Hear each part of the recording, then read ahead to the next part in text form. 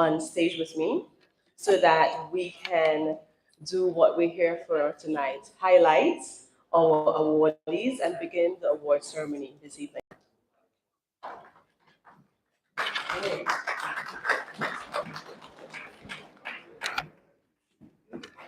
Good evening, everyone. I'm here to introduce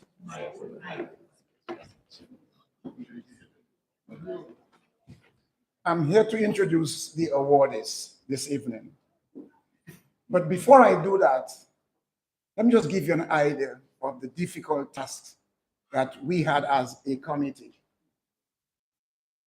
From the time we began this endeavor over a year ago, we spent a great percentage of our time to select the awardees. And I know you'll agree with me that that was a very, very difficult task. Greens Lane and Canal Lane have a number of great people. And although we might not have had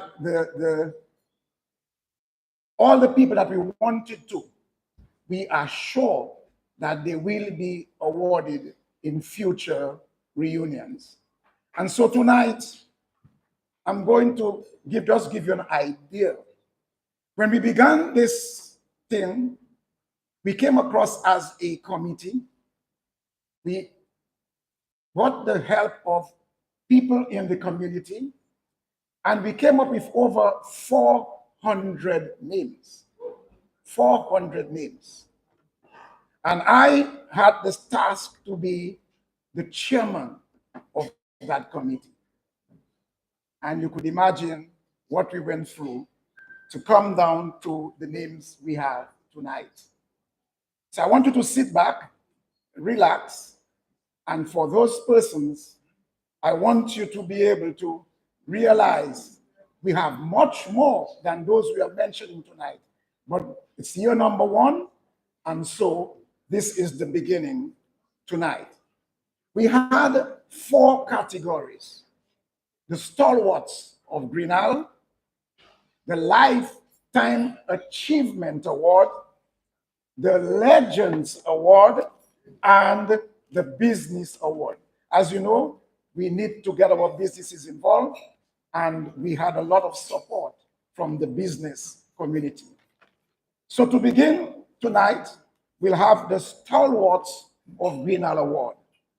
And the first award goes to Jennifer White.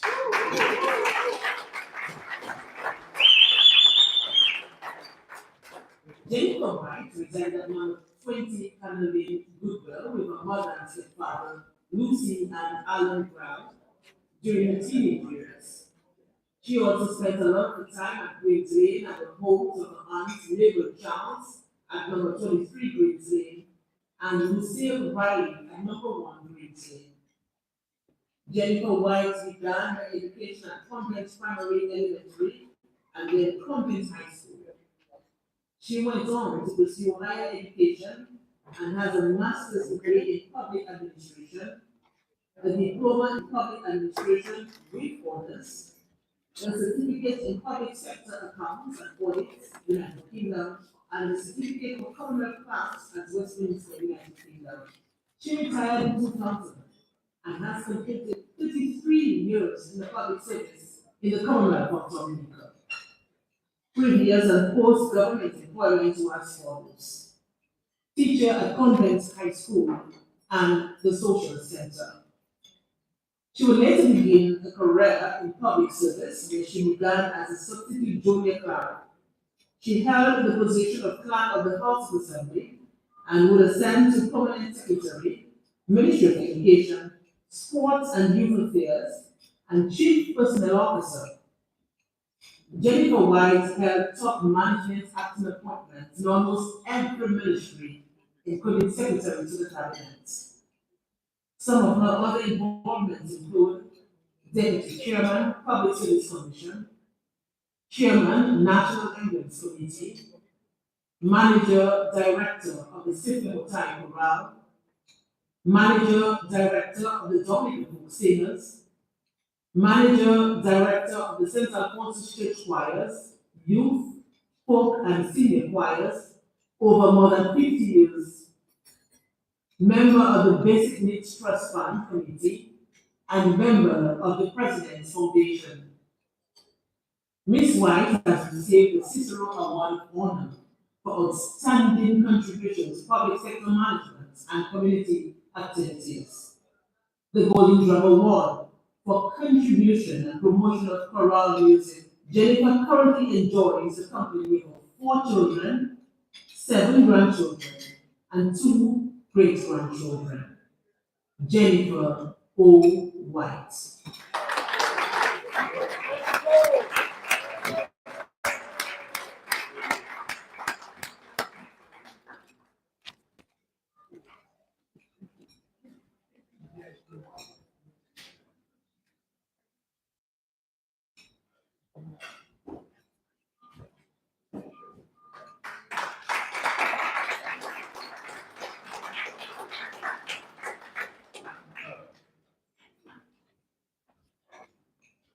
This reunion came about because a few young men named the Greenal Lions established a small group, and they were the ones who really got the Greenal city going.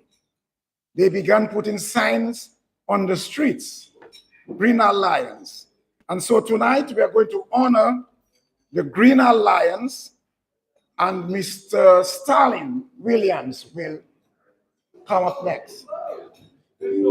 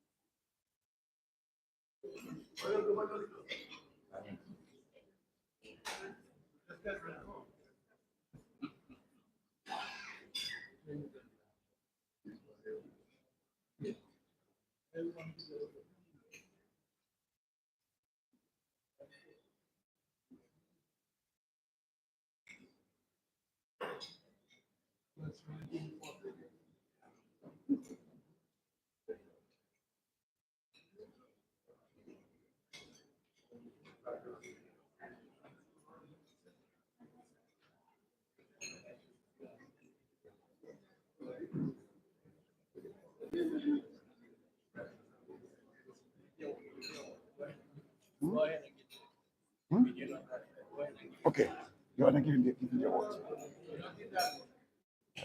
Yeah. Yeah.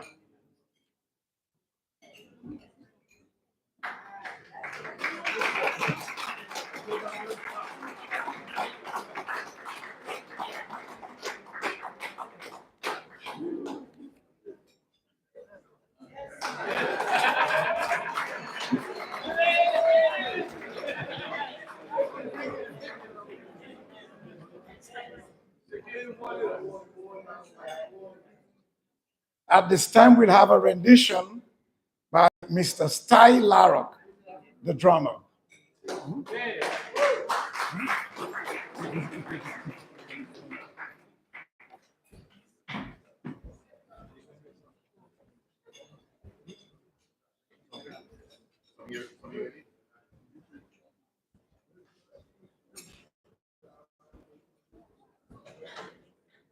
Good evening, y'all. I'd like to say a few words. Really this to be my hangout as a kid. And I'm just so proud to be part of this celebration or this function tonight. It's exciting for me. Okay? I'm gonna play for you a few minutes.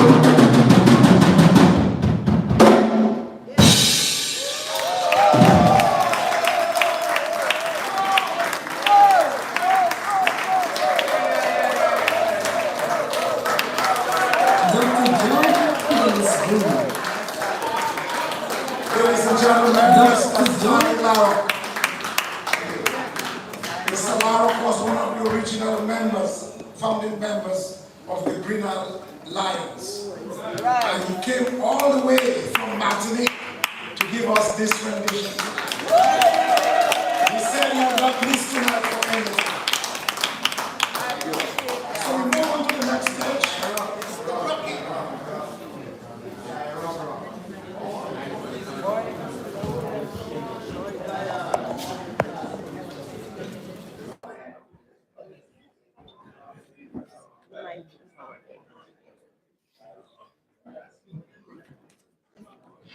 All right, ladies and gentlemen, let's give it up for Sty Larrock once more.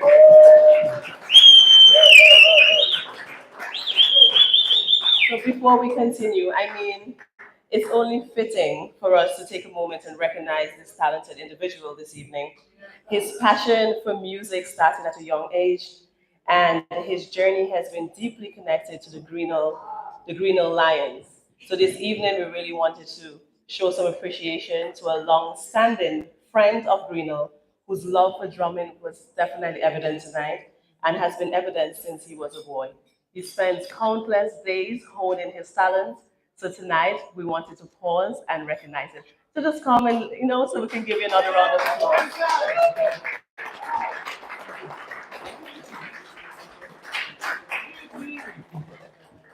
Once more, all the way from Martinique this evening to be here with us. Thank you, thank you.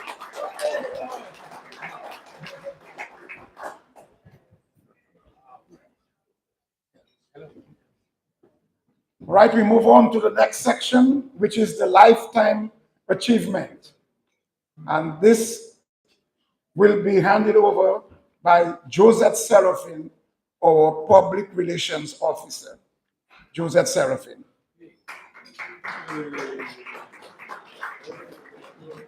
Is the video ready for Dr. Bruney? Video for Dr. Bruney. First up is Dr. George Bruney.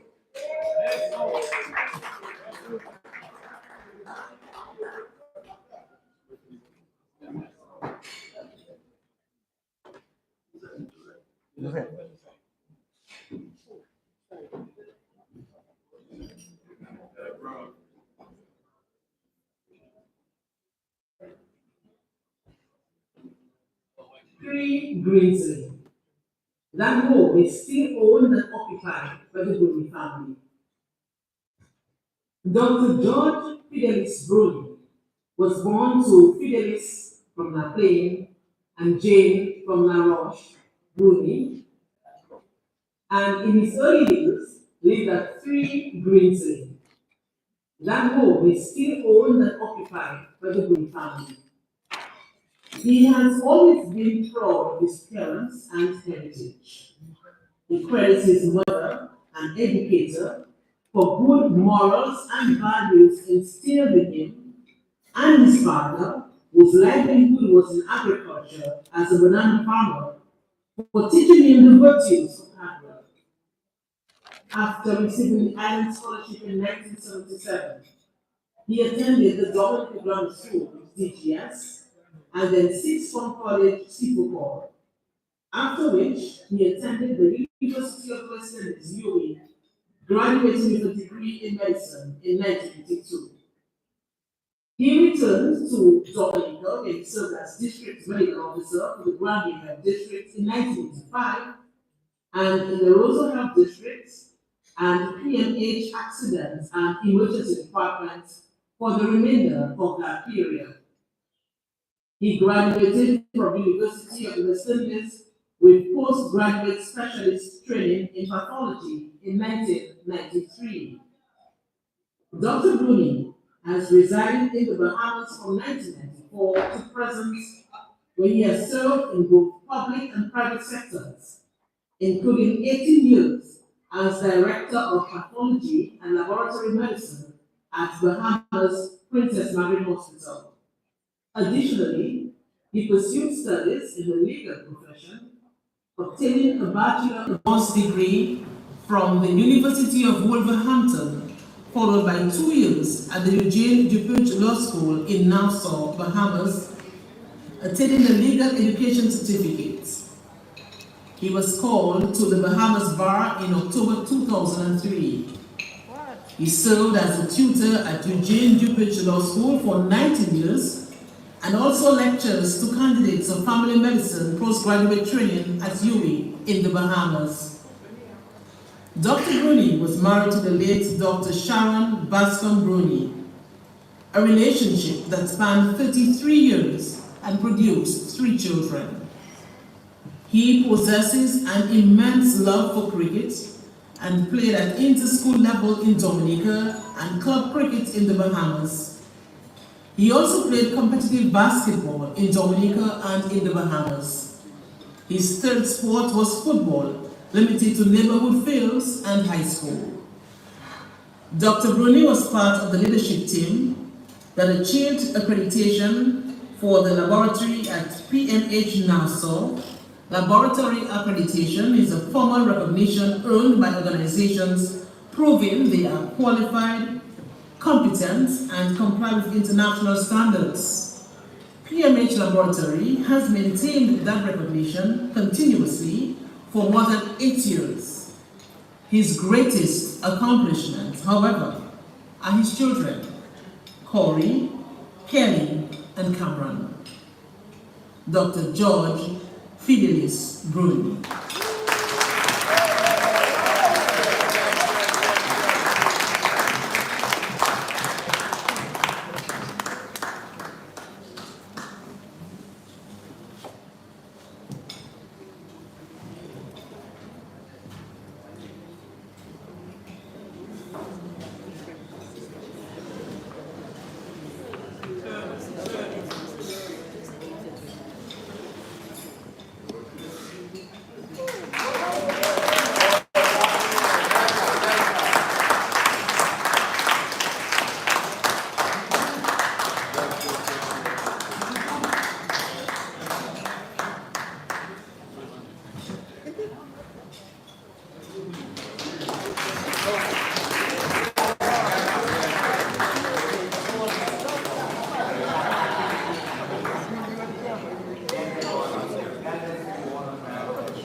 Next we have Jazelle Mondesi Charles.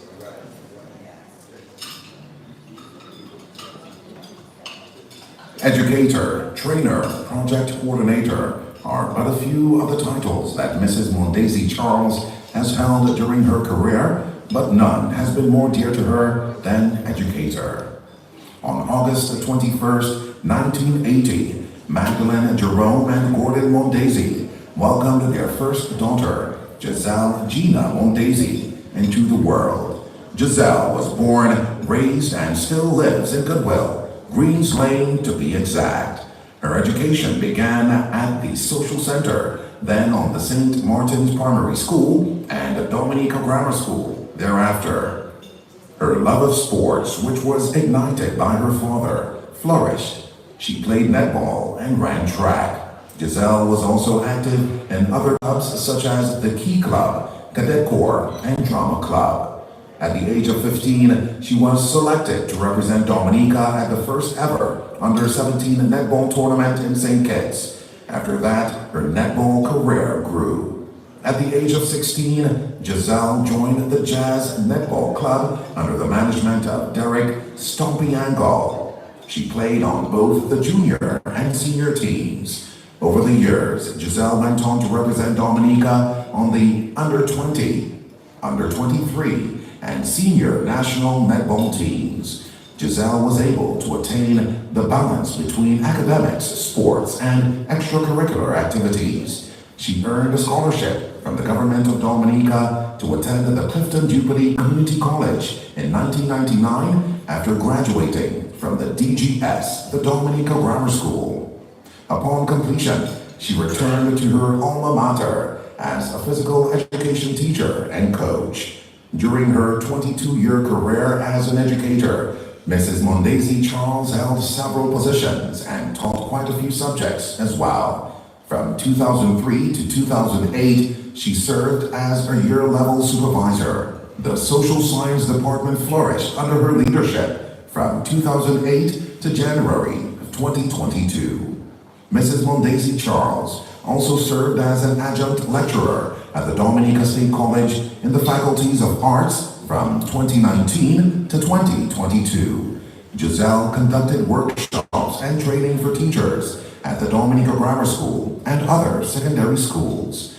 Her discipline and ability to multitask aided her in pursuing higher education while working full-time. In 2011, Jazelle graduated with a Bachelor of Education from the University of the West Indies Global Campus in Language Studies. In 2015, she was awarded an ITEC scholarship and pursued a Master's of Arts degree in Human Resource Planning and Development from Guru Gobind Singh Indrapatsa University in Delhi, India. In 2022, Jazelle sought a new career path, one that enabled her to continue to work for the advancement of the youth in Dominica outside of the education system itself. She became UNICEF Country Program Coordinator, garnering her 22 years in education. Today, she works as an independent education consultant.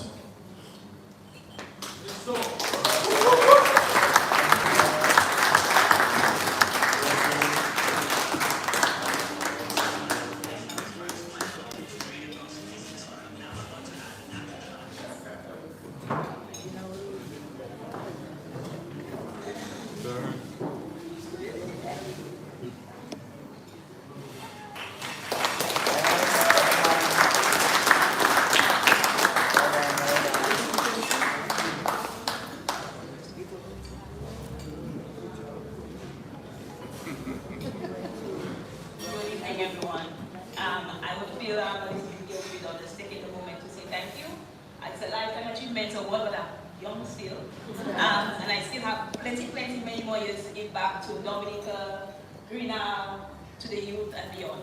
So thank you very much for honoring me and to my family and friends. Thank you.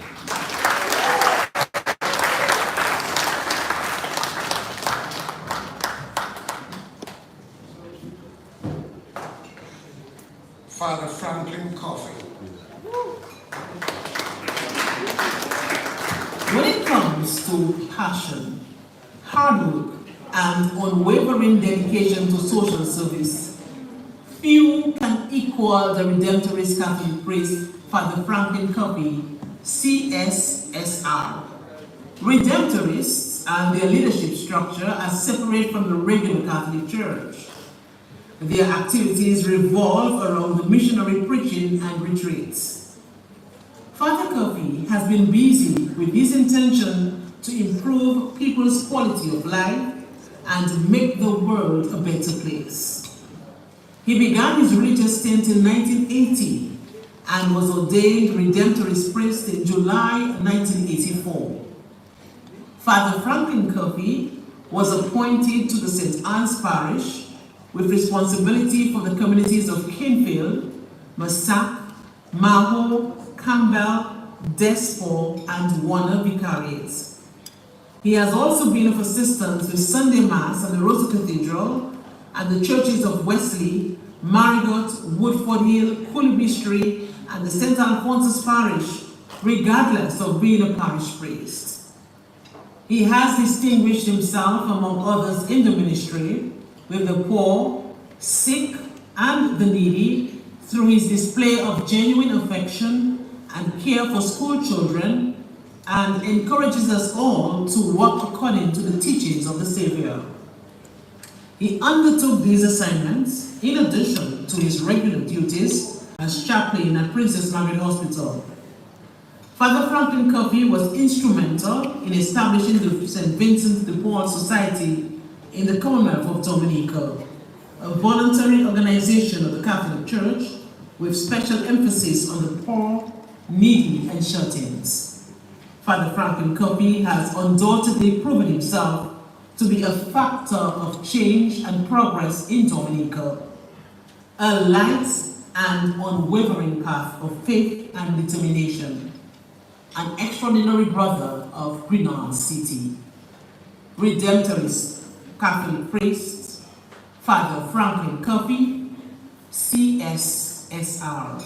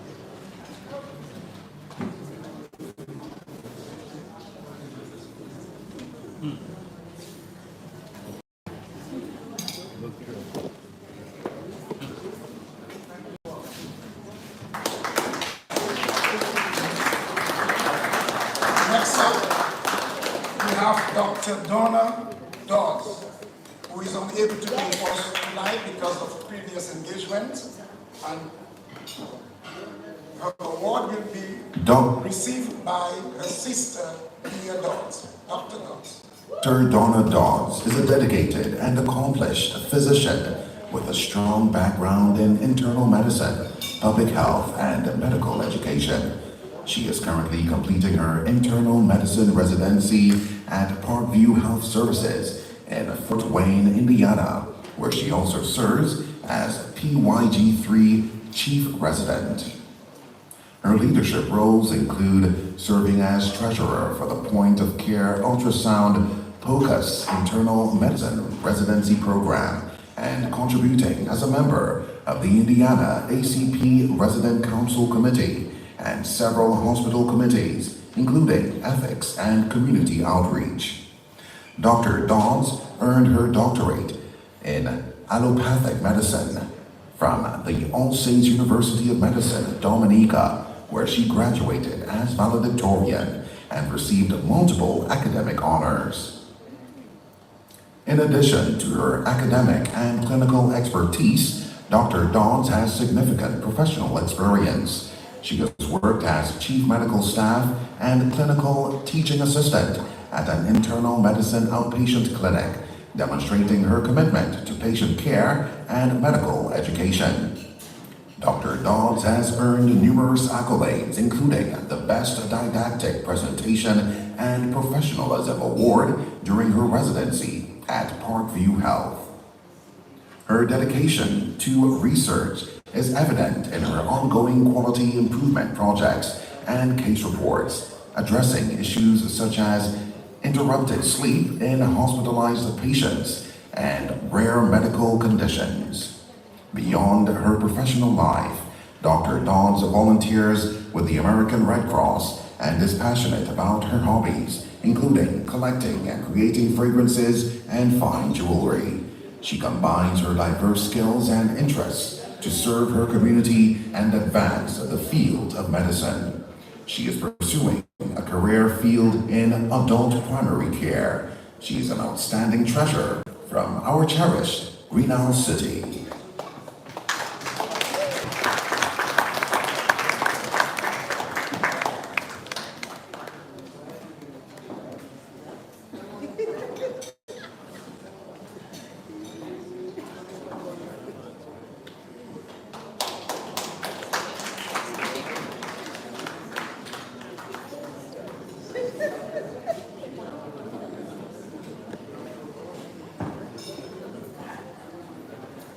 Mr. Duncan Stowe. From the early age of 3, Duncan has been a Jean Greenal at heart, having moved to number 6 Greens Lane from Portsmouth, where he was born. He recounts many fond moments with the boys and girls of Greens Lane, such as the days of running set, Oops Say Way, Cowboy and Marron, Marble Hoe, Hopscotch, Cashew Nuts, Cricket on the Street, and others. He credits many of his experiences with his Greenal childhood friends as great contributors to his wholesome development. Duncan's early childhood education took him to the Goodwill Junior High School, which he witnessed being constructed.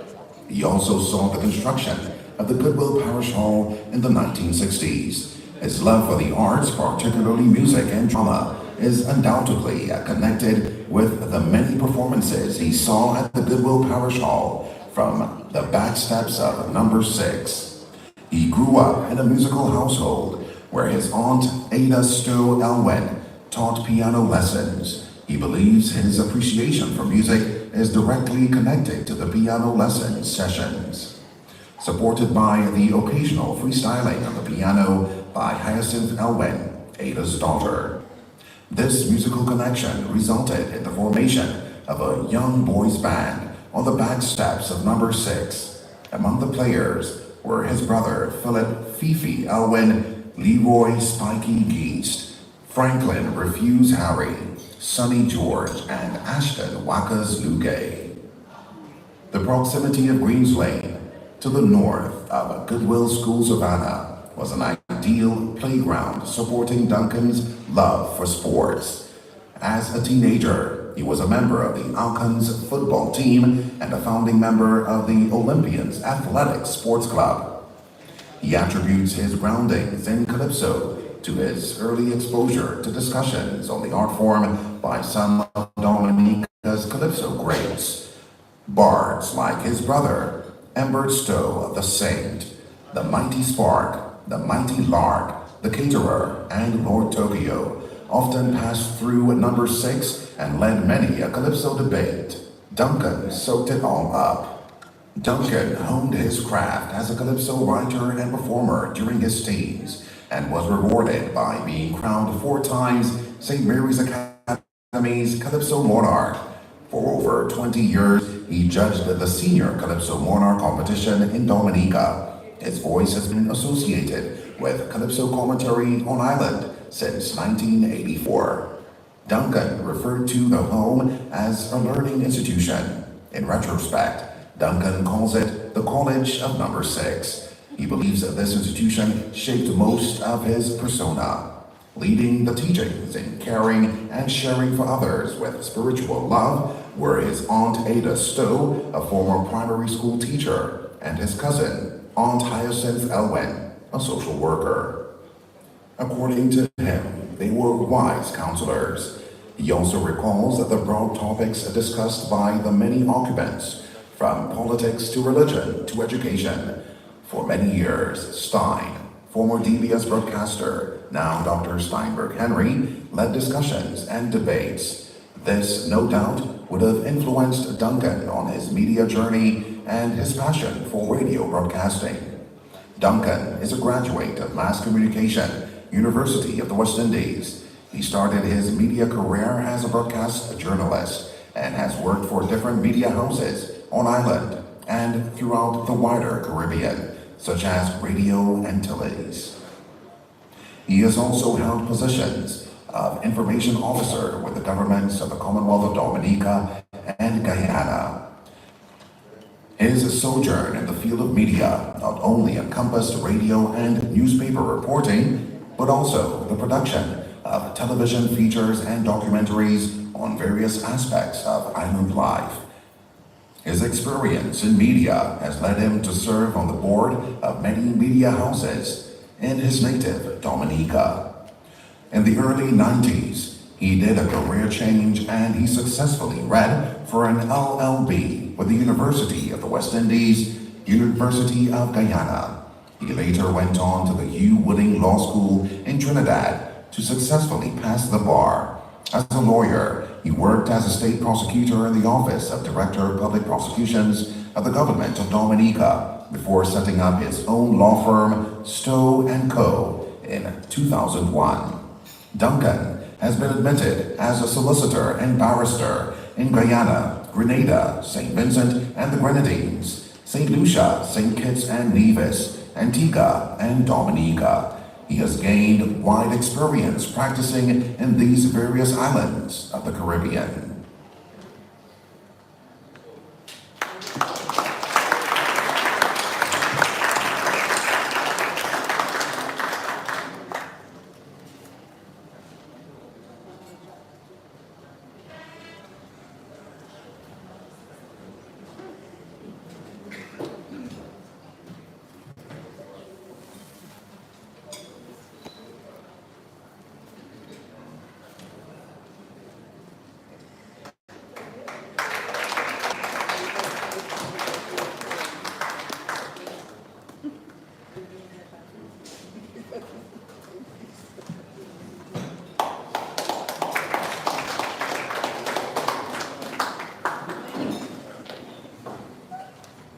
Dr. Steinberg Henry. Steinberg Henry, a lover of communication, philosophy, and learning, was born to Fred R.V.L. Steinberg Henry and Daisy Augusta. Steinberg was educated at the Portsmouth Government School and the Dominica Grammar School. When he left the Dominica Grammar School, he went into teaching. However, in 1977, he entered the field of media practice and communication studies. Today, Steinberg is a trained documentarist for both radio and television, having attended the Caribbean Institute of Media and Communication, UWI, Mona, Jamaica. He has a bachelor's degree in media policy with a master's in communication and social justice, which were both completed at Ontario's University of Windsor. While in Windsor, he did a stint in the Canadian Broadcasting Corporation as assistant producer.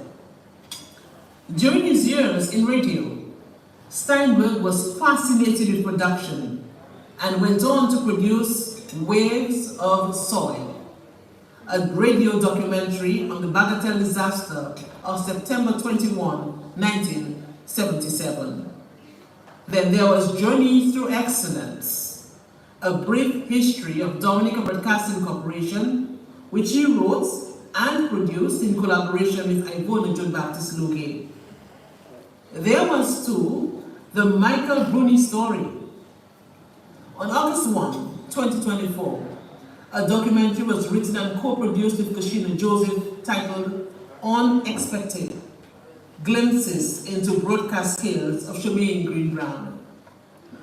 Steinberg Henry is and remains a poet from his days reading on Dominica's 47-day strike to the DDS production titled Expression, skills culminating in his unique narrative ability found these days in his books.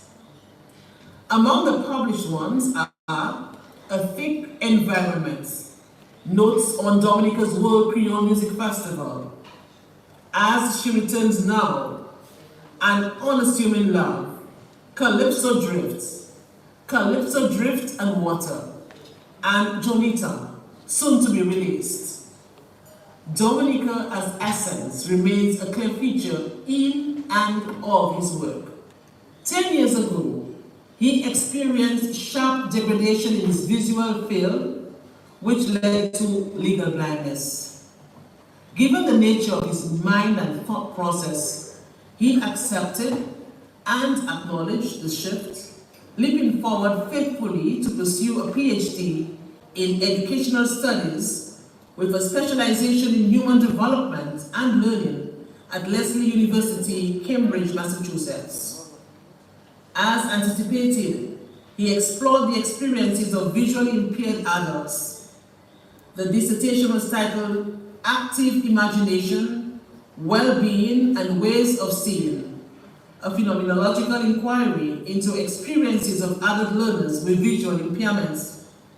He theorized by way of the collective works of Carl Gustav Jung and in fact became one of a few in the world to attain a PhD while blind.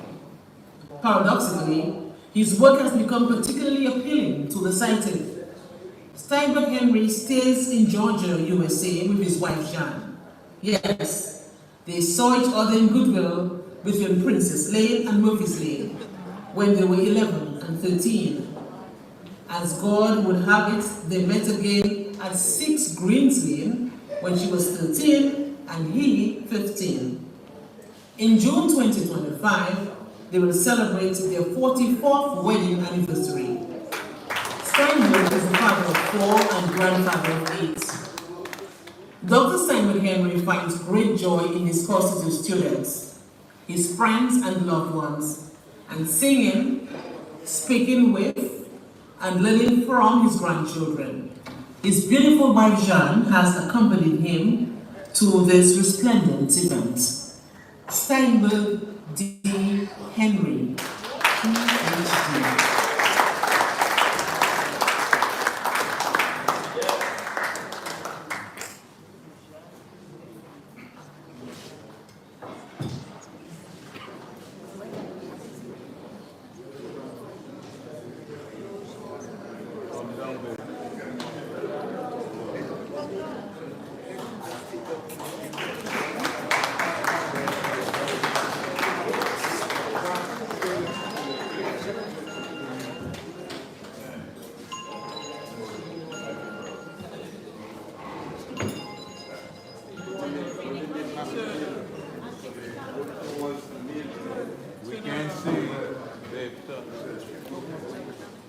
Okay, you guys can stay right there. Just look in my direction.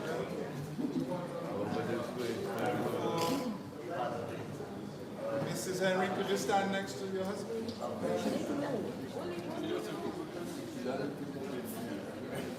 right. It's okay. Watch me. Look at her. Smile, darling, smile. Beautiful. Pretty. Good job.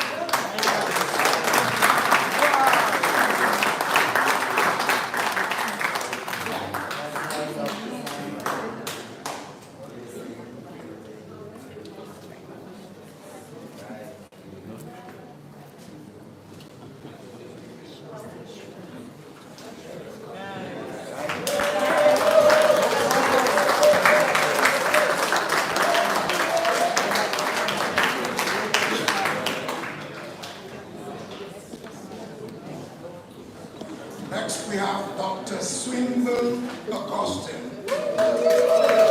who will also deliver our keynote address. Dr. Swinburne Augustine, also known as Jason Augustine, is a research microbiologist and immunologist specializing in environmental public health, primarily focused on developing methods to measure human exposure to environmental pathogens using saliva as a biomarker through his work at the U.S. Environmental Protection Agency, the EPA. His research centers around developing rapid, cost-effective, and multiplex immunoassays to determine human exposure to environmental pathogens by analyzing antibodies in saliva. Dr. Swinburne Augustine was a former banker, police officer, radio news reporter, airborne soldier, and nurse. Today, Dr. Augustine holds a Doctor of Philosophy in Biomedical Sciences from Meharry Medical College in Nashville, Tennessee. Dr. Augustine is originally from Dominica, having spent some of his young adult life in Greens Lane. He has been recognized for his contributions by the Caribbean American Heritage Awards. As of October 2020, Dr. Augustine is a principal investigator in the U.S. EPA Center for Public Health and Environmental Assessment, Biomarker Discovery Lab, where he has amassed an impressive collection of peer-reviewed scientific research articles, book chapters, and national, international conference oral presentations. He is a member of two of the foremost international scientific organizations, the American Association of Immunologists, AAI, and the American Society for Microbiology, ASM. He serves on the editorial and review boards of some of the world's most prestigious scientific journals and is an ad hoc reader for many more. In simple terms, he researches immune system responses to environmental pathogen exposures and other biomarkers that can affect public health. According to Dr. Augustine, scientific inquiry may not be glamorous. The work is usually hard and painstakingly meticulous, but the rewards are enormous. In no other profession can one make a global impact as in science. Dr. Swinburne Augustine.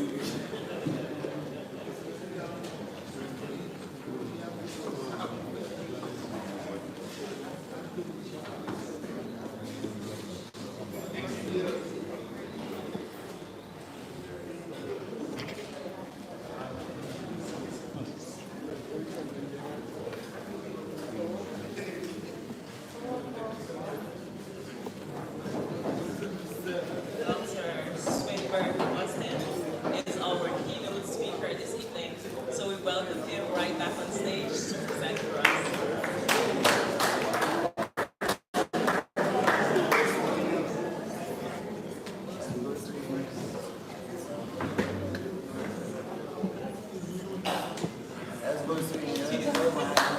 Let's welcome Dr. Swinburne Augustine.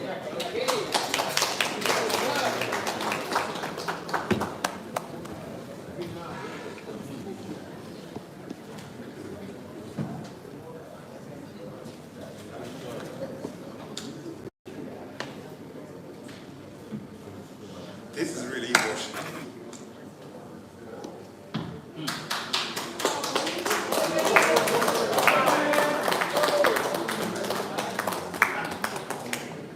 To my friends, family, distinguished guests, I am so honored to accept this award.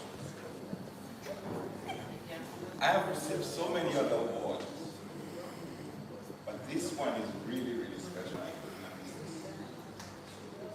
couldn't miss. You know, to be recognized by your whole people, when the Bible itself taught us in Mark chapter 4 that a prophet is not even welcome in his own land. That is special.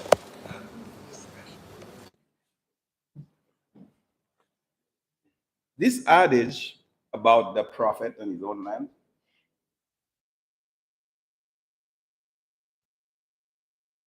it suggests that individuals that know you well are the most critical of you because they watched you growing up.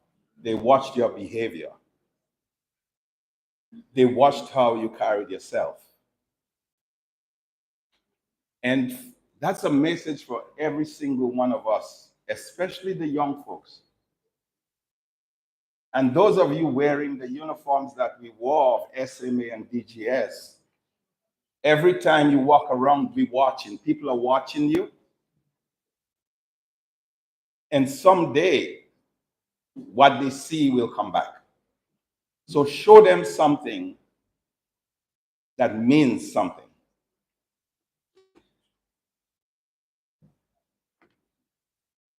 Jesus said, when Jesus said that, he was talking about his people, his own people in Nazareth. They didn't even want him. You know, when these folks are so critical of you, it's not because they don't like you. They want the very best for you. And any time they see you, especially growing up in the country or growing up in Davis, Hillary Clinton wrote that book, but any one of us could have written it. It takes a village. She ain't grew up in no village. We did. Daly's Grand Bay, Waitika. We should have been writing that book, not her. But the message is still the same. It takes a village to raise somebody. And Greens Lane set that foundation. When I reflect on my life's endeavors, I'm reminded of the diverse paths I have traversed. From my service as an airborne soldier and combat veteran to 3 wars, Grenada under Maurice Bishop after he was assassinated, Panama, Noriega to get him out, and Saddam Hussein in Iraq. I was one of those jumping out of planes. I used to be afraid of heights. I used to watch my friends in Daly climbing those coconut trees and coming down upside down. I couldn't do it. I was afraid of it, or even looking down a cliff. So to get rid of my fear of heights, I did the most impossible thing you can, to jump out of a plane in the middle of the night or in combat in full gear. How many times? But God, I'm still here. A lot of my friends are not.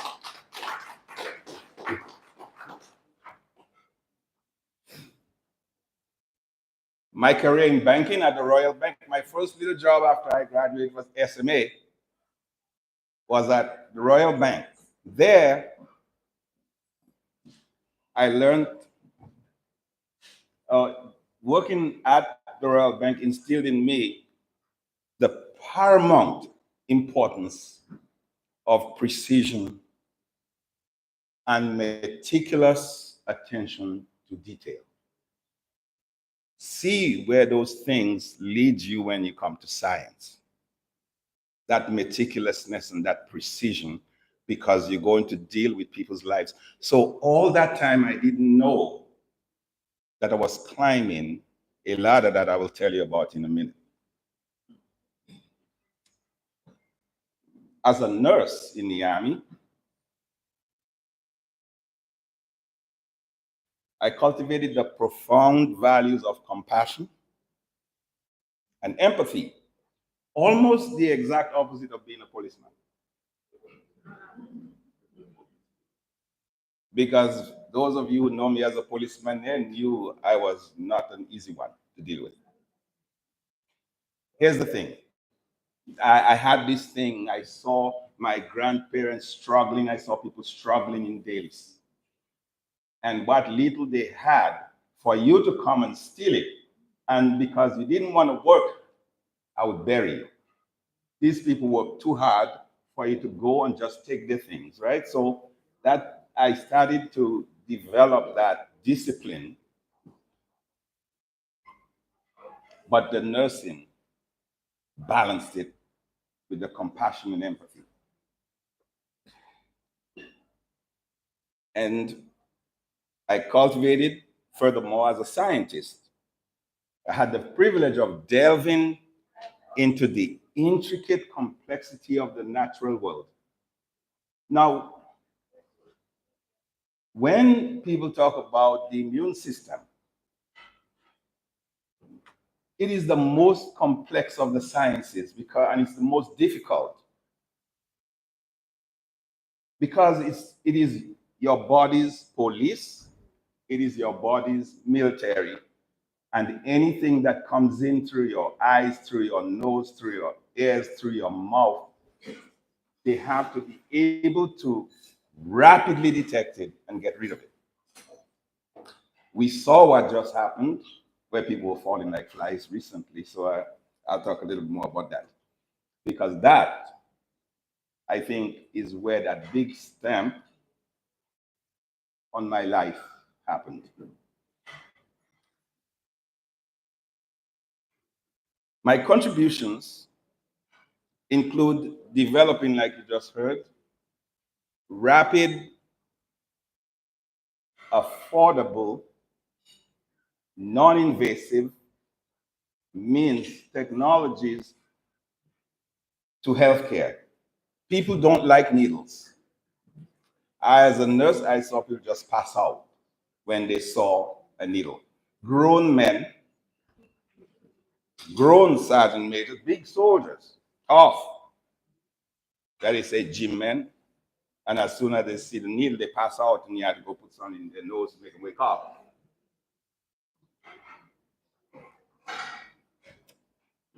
From my service as an airborne soldier and combat veteran to my role as a police officer within the SSU, at a time, Dominica was in a lot of trouble. Those of you who can remember the dread days going in the woods and kidnapping people and killing people, we had to stand and go up in the woods. From there, I was gone. Joseph would know because we had friends that were all involved in that. Each experience, though, contributed to the person I am today. My career in banking, I said precision, detail, nursing, empathy, compassion, military, security, police, discipline, and I'm still not done yet. I still have a lot to go, and a lot of it has to do with Greens Lane and our country. And one thing you all never heard about me while I was gone. When my head is in my book and I'm telling the United States president, you give me this money and give me this staff and these millions of dollars of equipment, and within X period of time, I'm going to solve this national problem. You better not be joking. It's really, really serious, and those in the federal government will understand. As an immunological expert, I collaborated with FEMA. When the entire world was shut down and when everybody was scared, I volunteered and left my house. When President Biden developed the national vaccine campaign, he asked, the federal government has this surge capacity force because FEMA sometimes doesn't have enough staff to go out and they don't have all the expertise. But most people are afraid to do those things, so they say that they're hot, but I put my hands up. Volunteer, because you never know where it's going to take you. It is not, it's safe to be at your house, but sometimes the most important things you can do in life is not for money. And a lot of people run after money. If I had gone into most immunologists, I was the only immunologist and the first Black man to ever have his own lab at the EPA, which is responsible for the global water, air, and the quality of your land, the air you breathe, the water you drink, and where you grow your food and live. Without any of those, I don't care what religion you go to, you'll be dead. If you cannot breathe, you cannot pray. If you cannot eat, if you're eating food that is poisoned, your prayers, well, you can take them up there. So that, to me, is a big mission to take care of the water, land, and the air. Now, a lot of people think of degrees. You hear the doctors, you hear this, and they think money. For the young folks, don't run after money. Make yourself valuable. And guess what? That money will run after you. It will win Olympics running to get you. I promise you, it's the truth. Now, America is a funny place. It's a beautiful place. But if you look like me and you speak like me, I don't care what degree you got. You don't know anything to them. Even if I'm the only one in that field there, those people will listen to somebody I trained for a week, somebody with a master's degree, just to understand that they will listen to that person ahead of me. So, again, you have to be aware of what's around you and don't let it affect you. You stay focused 100% on what it is you want to achieve. Now, during the pandemic, you see all these tests, all these vaccines, and while the world was shut down, I had already developed a rapid test using saliva, and I don't do things one at a time. When they mentioned multiplex, why look at one thing? Because one thing, you're not looking at me and your heart not beating. There are multiple reactions happening in your body at the same time. And looking at one thing, you're missing out on what's going on. All of it at one time, then you get a better picture and you can take care of the population better. It's a difficult thing, and they didn't believe I could do it. These people did a big old study, like millions of dollars in Puerto Rico on the beach. And they didn't look like me, they didn't look like me. So they were looking in the ocean to look for the virus that shuts down the cruise ship that is in the United States now called the noroviruses. And they go into Puerto Rico and taking water, and they took saliva from people, but they didn't know what to do with saliva. They did not find what they were looking for in the water. And then I show up, a black man, and says, you designed the experiment wrong. The way you designed it is wrong, and they said, what you talking about? Now, every time, those of us here, we go to the rivers, we go to the beaches. Every time you go and you swallow water or it goes through your nose, you get in a booster shot of whatever is in the water here. You're getting vaccinated by the water, what's in the water here. So the people in Puerto Rico who did that over and over were vaccinated against it without an injection, and they did not understand that, right? So because the people told them they didn't have symptoms, they didn't understand. As a nurse, I understood what asymptomatic meant, but they are environmentalists, they have no medical knowledge, so they couldn't understand. But when COVID came, the reason why we were shut down, you were quarantined for 14 days, is because it took 14 days.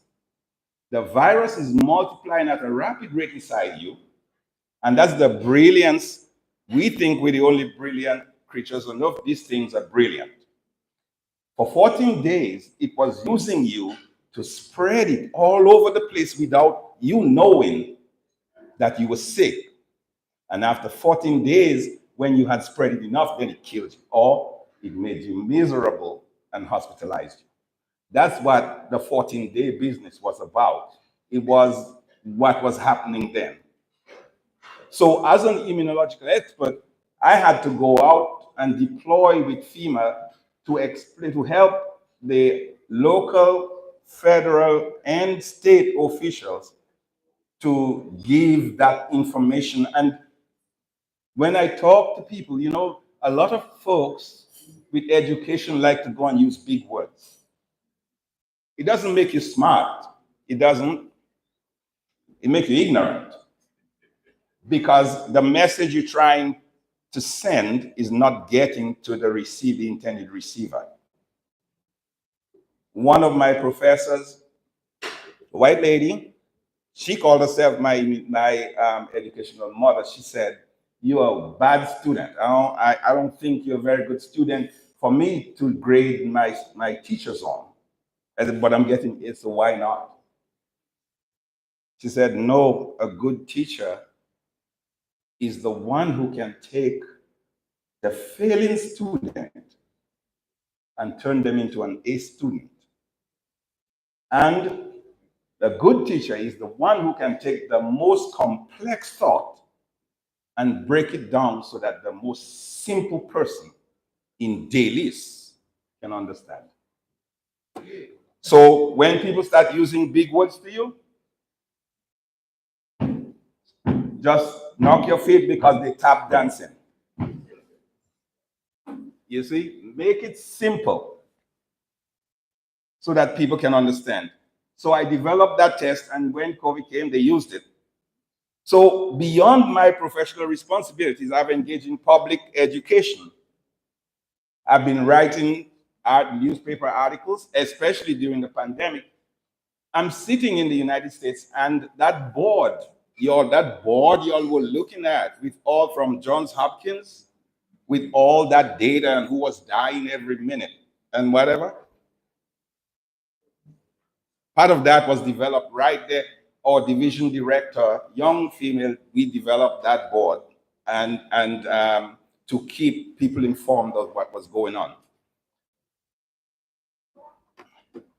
My journey began in Dailies. I was born at PMH over here. My mom lived right there next to Clive Jazak them in Bowers Lane with my auntie. But she sent me and my sister to Dailies.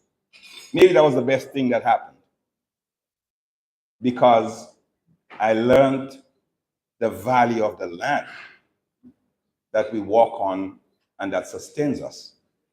I learned what community really meant when I know that I couldn't do anything wrong on the street, because every single day would sell you out. They would first probably knock you out first, and then you pray they don't go tell your grandparents. So they kept us straight.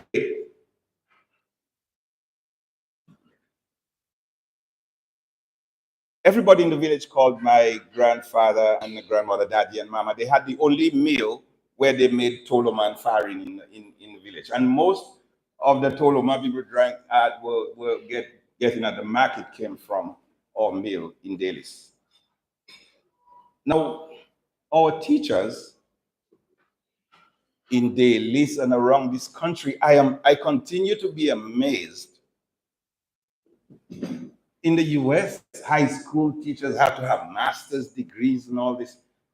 And at SMA, some of the people that taught me had just finished 5th form and went to 6th form college over there and came right back and started teaching me. You know, I started 101, and then they were probably getting ready to graduate or graduating. And by the time I'm going in 2nd form, they're already teaching. They didn't need a degree. They didn't need a master's degree, but what that foundation they gave us was massive. I don't think we can ever pay for that. The teachers in Dailies, and I'm sure it probably happened to some of your kids, the teachers in Dailies were skipping me classes. They thought I was way ahead, so they didn't want to keep us back, so they skip you. I really thank them for that, although I didn't even know what was going on, but I was happy I wouldn't have mistake. So at the age of between 10 and 11, I went and started the common entrance. When you talk about common entrance in Dailies, you had to get up at 3:30 in the morning, and those of us from the southeast that had to take it in La Plaine. That was the only place we could take it. So you had to walk with your bullseye with a bunch of kids. Go into La Plaine, walk in with your little carrier. With your, you have your provision in one, you have your sauce in one. Yes, the 3-1, the little carrier, that 3. There you go, with your little carrier. And all you needed was your legal pad, your geometry set, and a bunch of pencils and a sharpener. That's it. But even at that age, we knew how to stay together. We knew that we needed to protect each other walking in the dark with a bullseye to go see common entrance. I think that was also one of the best experiences of my life.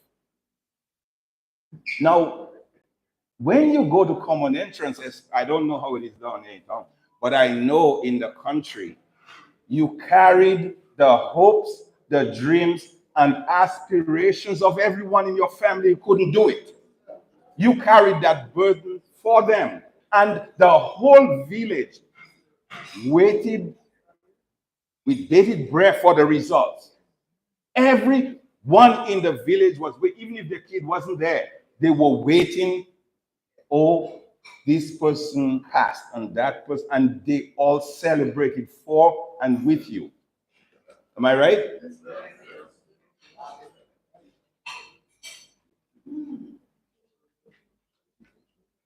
To get into SMA, the smartest man alive is right there.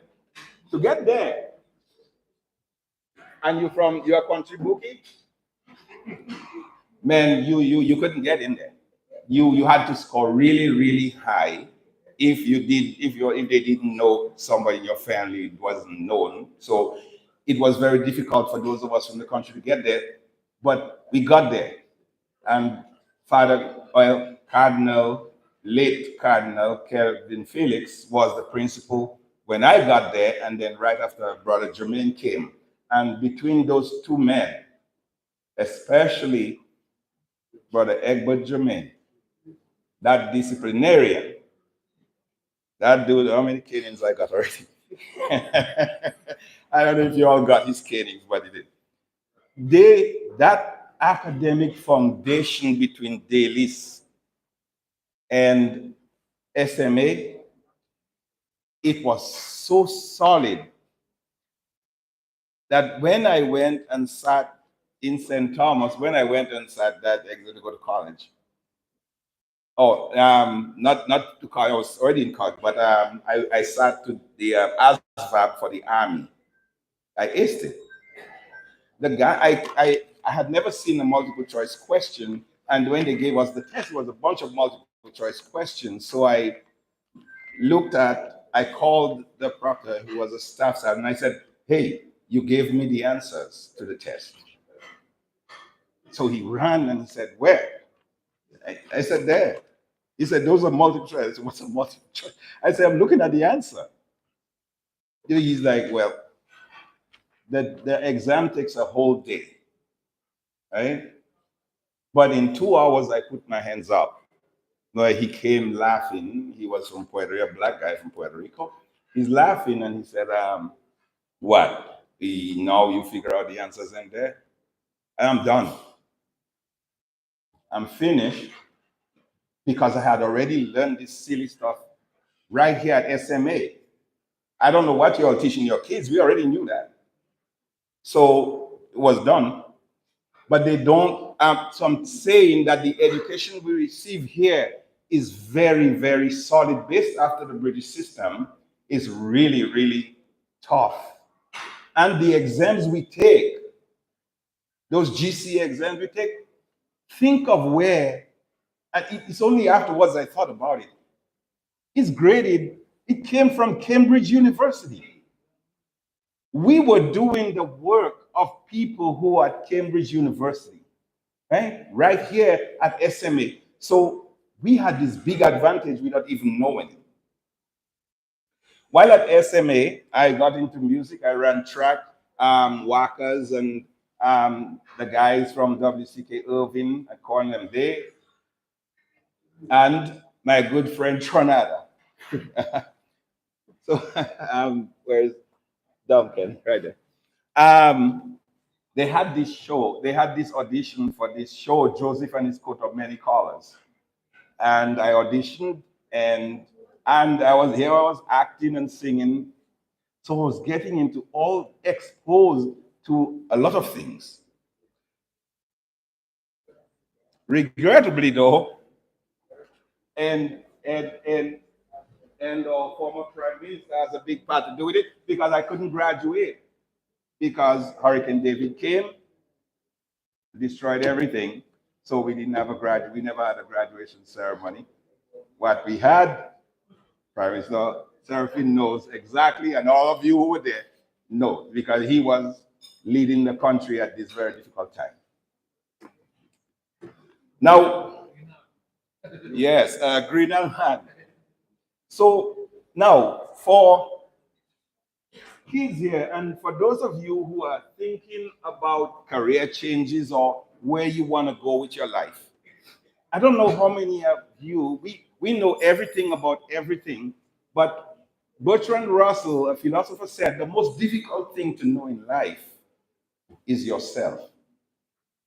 Most people don't even know themselves. You don't even know the limits you can push yourself. We're so elastic, we can go so far, but you have to think it, you have to believe it, you have to dream it. President Obama said, if your dream don't scare you, you're not dreaming big enough. So dream big. I learned that at a very early age and I started to use it. 3 poems have defined my life, and most of you here will know them. One is from the Song's Eye, that book, that poetry book, The Song of the Banana Man. Tourist white man, wiping his face. In Golden Grove Marketplace, look at my old clothes, brown with stain. You are beggar man, I suppose. But you know what the man tell him? Let me tell you, dude. This is my land. And in me and this big right hand, I will live and die a banana man. That's when I started to develop my identity. I knew there were other cultures, and some of them were thinking that they were less. We're less than them. We're not. As a matter of fact, if you go back to history, you'll see where they stole all that knowledge from. Just look at what happened in Alexandria, and what the Romans took. Anyways, the second poem, my namesake, and somebody mentioned it earlier tonight, The Ladder of St. Augustine, right? Great philosopher, and by Henry Wadsworth Longfellow. And most of you know that poem, but most only know one verse. The height by a great man.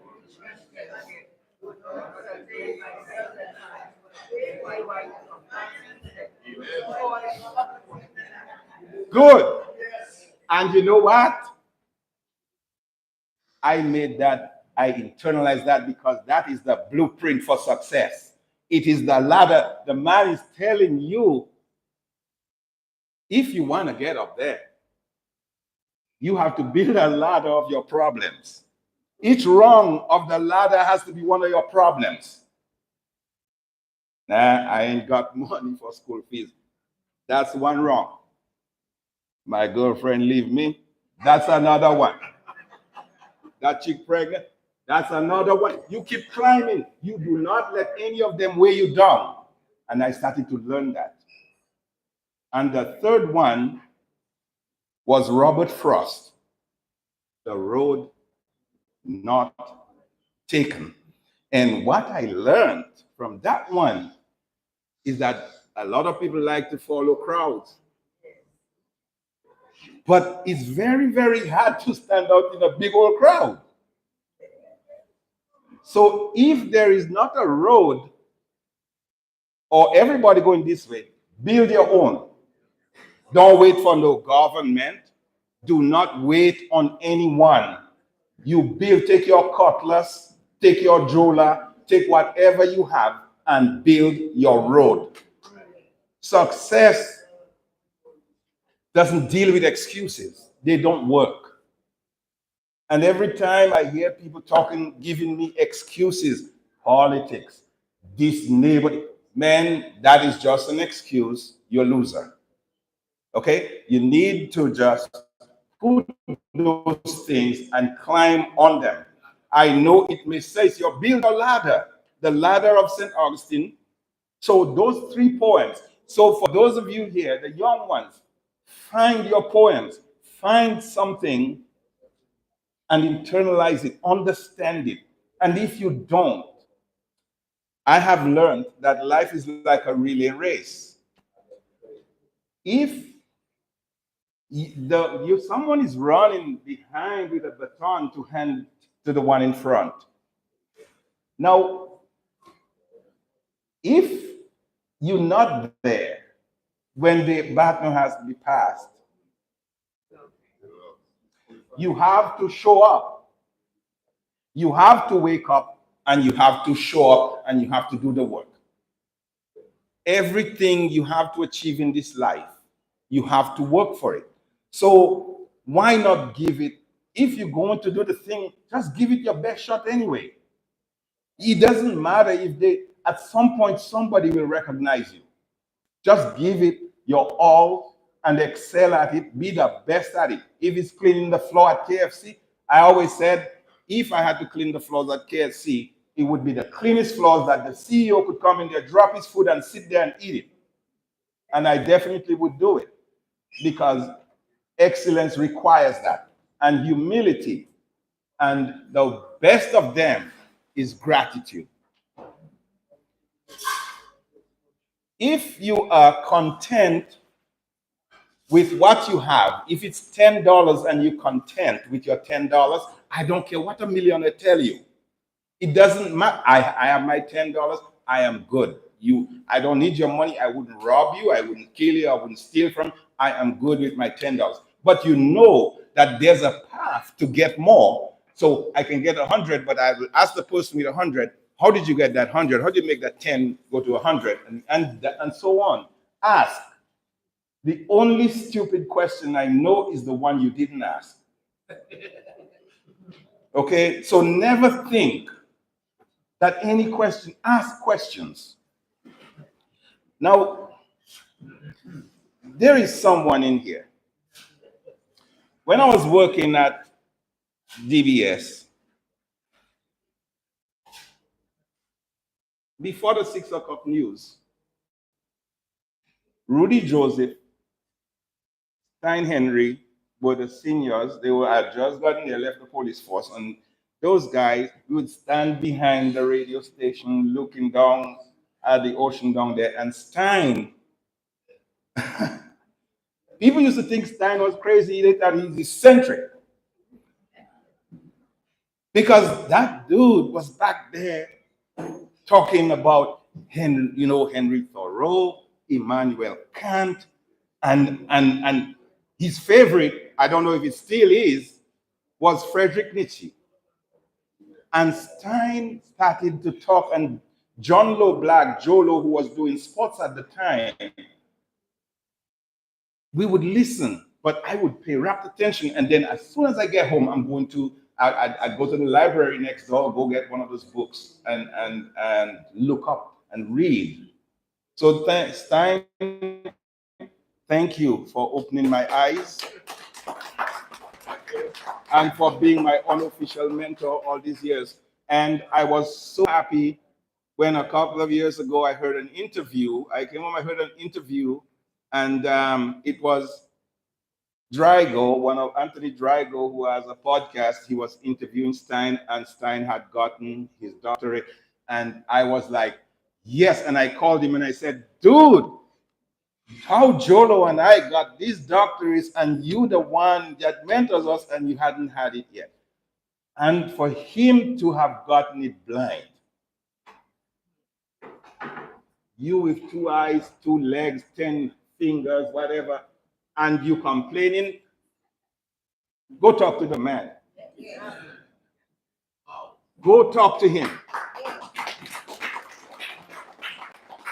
And yesterday, he told me something so profound.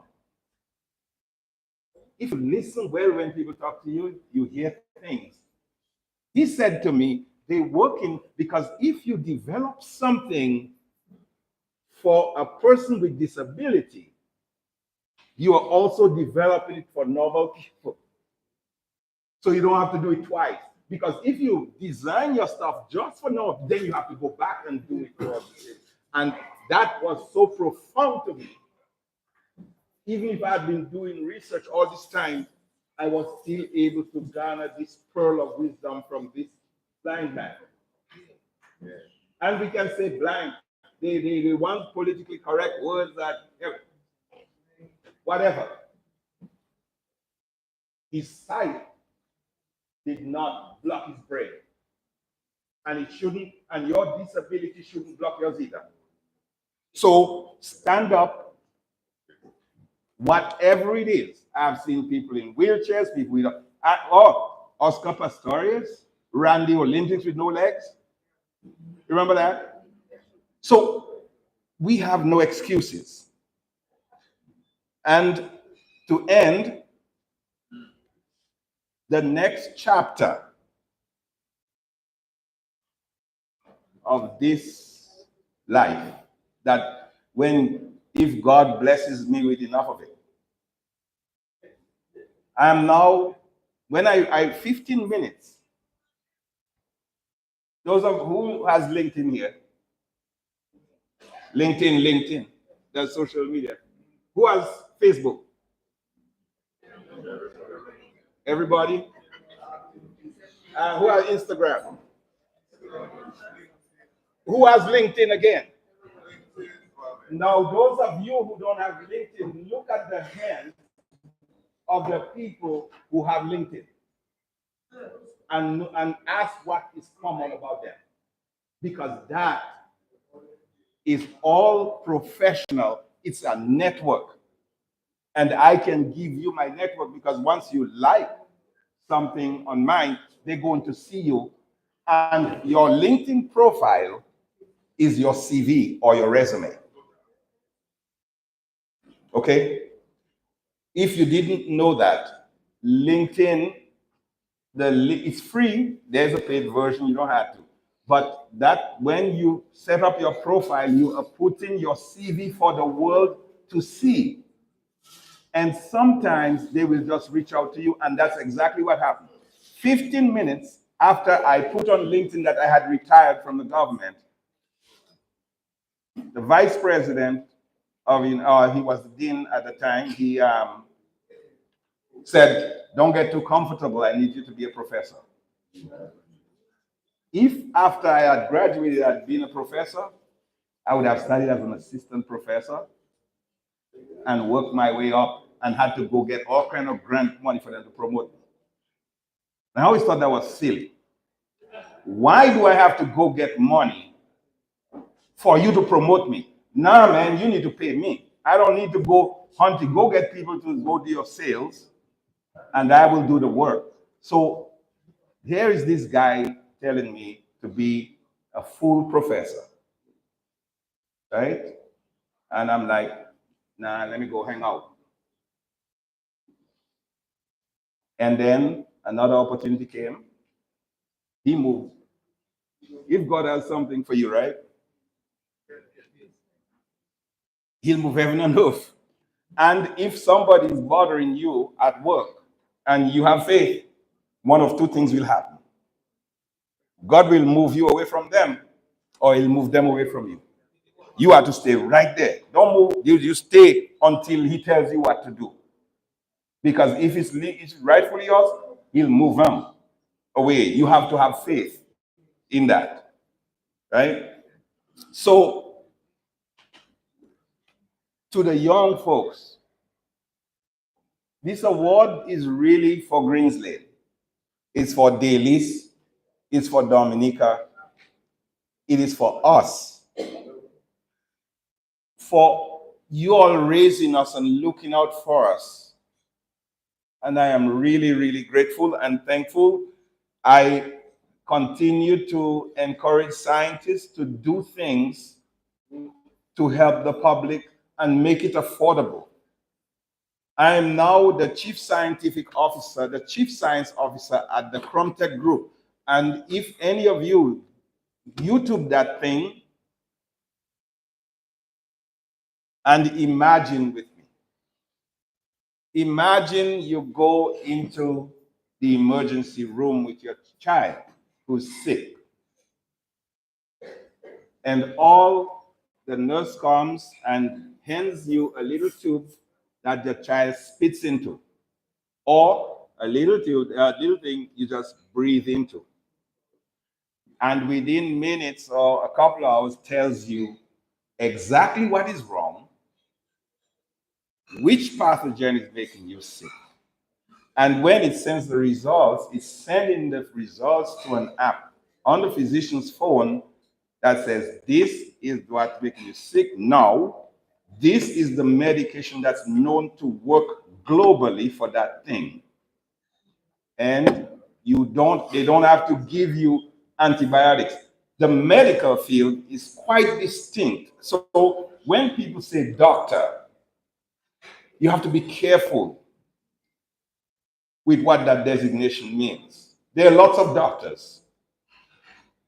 There are doctors of mechanics, doctor of concrete, there are doctor of everything.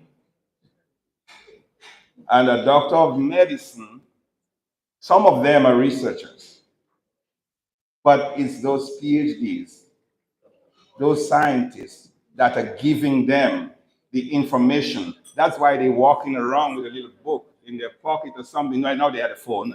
They can look and see. See, they can tell you to go with this, and if it doesn't work, come back. A scientist cannot do that. It has to work, and it has to be checked multiple times, and reviewed by experts in that field and even experts outside to make sure we don't harm the public. So there's a lot of mistrust in the scientific community. For our men, all men, not just the young ones. And the young ones, I want you to start the habit. You cannot sit there and keep criticizing your hospital, whether it's Princess Margaret or whatever, and think that their healthcare, that your healthcare they're responsible for it. You are. You are responsible for your health, not anybody else. What you put in your body and how you treat it, that is your responsibility. Get a physical every year. You service your bloody cars. You service your cars regularly. Drive your car and some of you are 60 years and never had a physical. Stuff rotting inside of you, and then by the time, your body gives you signals, but I'm a strong man. No, man, that's not nothing. By the time you come, all we can tell you is too late.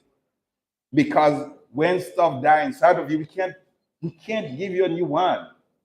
Okay? So take care of the one you have. It's meant to last a long time if you take care of it. A physical shouldn't cost that much, but it's how we can tell when things are changing. It's if something changes now, and it is so, you can change. So get your physicals, do what's right by yourself. Watch what you eat. Okay? Watch what you eat. Dominica has a lot of fertile land. Dominica has a lot of herbs. Dominica has a lot of things that are miraculous. And I hope one day we can study all of it. And with the Cromtech group, I hope that we can take this. And since they already said that I'm critical, the CEO has said I'm critical to the success of that organization. What I want from them is to give what we develop, or at a very, if not free. For Dominica, I would hope it's free, or very, very, very low. They don't even not pay much, just give it, because we don't have those resources. And our healthcare in the Caribbean is in shambles. It's not, I don't think something's because of all politics. These countries have 400 years plus, especially America, 400 years of free labor ahead of us. We're just starting out. So we are way behind. But together though, and those of us who sit, and this one is not just for those here, those of you that are sitting in people's countries in comfort, and you're blessed enough, and you're sitting on social media criticizing our country, you need to stop. You are stopping people from coming to invest in our country and visit it.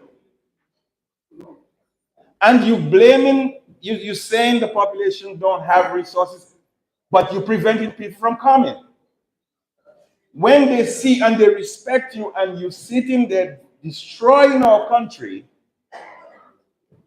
it is not good. And for those of you who stayed behind, I am eternally grateful that I have a place to call home. All of us could not have left. But those of us who left, I think we have a duty to come back and GIVE. Give. Stop trying to look for things.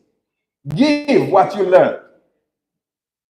The best gift you can give is the gift, and knowledge was not meant for you alone. It was meant for you to share and beautify the world around you.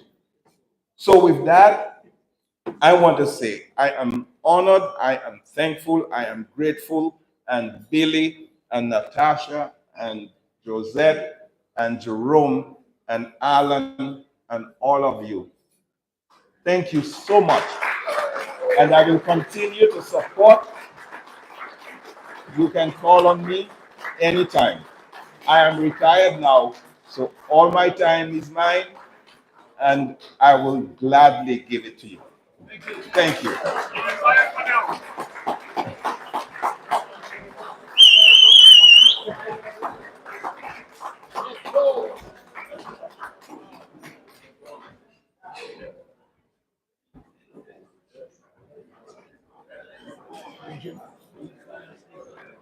That was Dr. Swinburne Augustine. A round of applause for him again. We move on to another category, and it is the Legends category. And first up, we have Reverend OJ Seraphim. OJ Seraphim, the son of a gifted tailor, might be on top of the list of the best dressed Dominican, but there's more to him that meets the eye. Reverend Oliver James Seraphim J.P. was born in Roseville on August 2nd, 1943, and for the first 12 years of his life, he was the only child of his doting parents, Theotil and Perry Seraphim. They were one of the first residents of Britain, having built their home in the late 1950s. Mr. Seraphim lived there for many years and even used his home as the head office for his political party, Donna. He attended the Rosenwick School, the Dominican Grammar School, and later he studied at the Carnegie Institute in the United States and also in Barbados and in Cuba. After an early career in the insurance business, the young and charismatic OJ turned to politics, quickly rising to leadership positions within the Dominican Labour Party, serving as treasurer, vice president, and president of the party. Between 1975 and 1979, within the DF government of Party John, OJ served as Minister of Communications, Works and Housing, Minister of Agriculture, Lands and Fisheries, and Caribbean Affairs. OJ was part of the contingent of representatives who accompanied the Prime Minister of Dominica to the United Kingdom to successfully negotiate the island's independence. OJ Seraphim became Prime Minister and Minister for Foreign Affairs of the Commonwealth of Dominica on June 25, 1979. In August of that same year, Dominica was hit by Hurricane David, one of the most destructive hurricanes known to Dominica, which killed over 76 people and devastated much of the island. Seraphim jumped ahead in rescue and rebuilding efforts, traveling to Barbados, Canada, France, the United States, and Venezuela, successfully seeking and obtaining financial aid for rebuilding his country's infrastructure.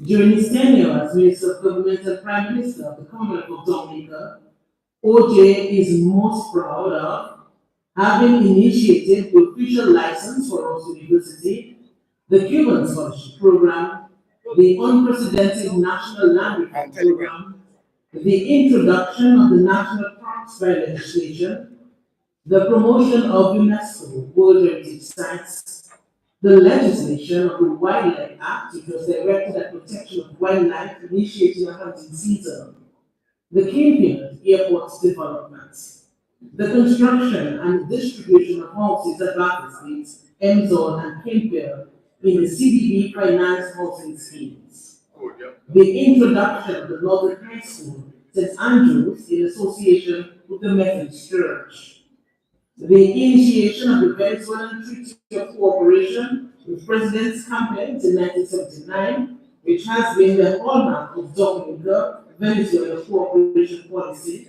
since. Among other achievements, post-political career, OJ and his wife, Lady, developed Floral Gardens as an international and local award-winning eco-hotel, restaurant, and craft center with exotic gardens. Parallel to the management of the hotel, the couple as a team became major exporters of agricultural produce and horticulture, as well as of crafts, pottery, and artisan products from various communities of Dominica to regional and European markets. OJ continued to serve Dominica as chairman of the National Development Corporation, which gave birth to the World Creole Music Festival under his leadership. Director and Public Relations Officer of the Dominica Hotel and Tourism Association, and Director of the APAC. Between 1970 and 2000, 30 years of service to Dominica, spanning 3 government administrations. Whilst OJ is well known for his political career, he has played a leading role in the cultural and entertainment landscape of Dominica, having been manager of the Liquid Ice Band, member of the Keynote movement, owner of the Green Lantern Club, a pre-eminent club of the 60s to 70s. As a national athlete, OJ was in 1963 a founding member and president of the Empire Sports Club. Today, OJ serves as a minister for the Lord and takes joy in spending time with his wife Lily, his children, and grandchildren. One of his favorite quotes remains, "Don't let people tell you who you are. Tell them who you are." Oliver James Seraphin has definitely told us who he is through his dedication and hard work, through his decades of service to the country, and through his multi-gates approach, where he strives for everyone involved to win. His legacy is engraved in our society's fabric, even so it illuminates to the Caribbean as a clear example of country before self. Many of his undertakings will withstand the test of time, serving way past generation, immortalized through his works and deeds. Oliver James Seraphin.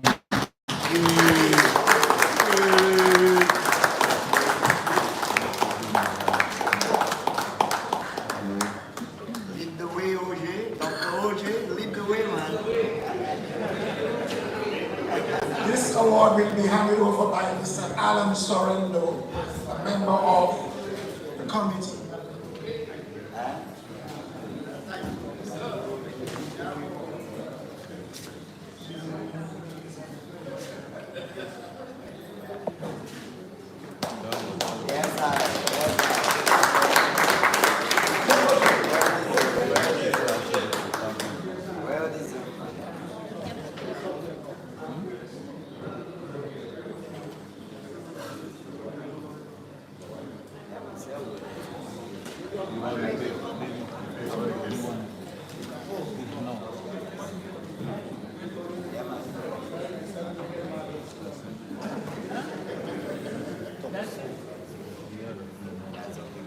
First of all, thank everyone here who decided to come to this event. But most important is the fact that there was a committee that got together and made the decision that the time was necessary to recognize those of us who have come from Green Lane and Tunnel Lane. And I would like to just add on, for me, because I'm in the corner of Green's Lane and Murphy's Lane, that there's a link to Murphy's as well. For anyone from Murphy's Lane, you're part of the family. I'm looking at the organizing committee, and I'm looking at the faces and the personal boundaries that are there. And I start off with Natasha Henderson, who happens to be a chairperson. And when I was chairman of the National Development Corporation, I did recognize Natasha as someone that has the capacity, and she was the one that we selected to open our office in Paris. She had a double MBA at the time, at a very young age, and she contributed to the development of tourism and investments in Dominica under the auspices of the National Development Corporation. I look at our friend here, Bert.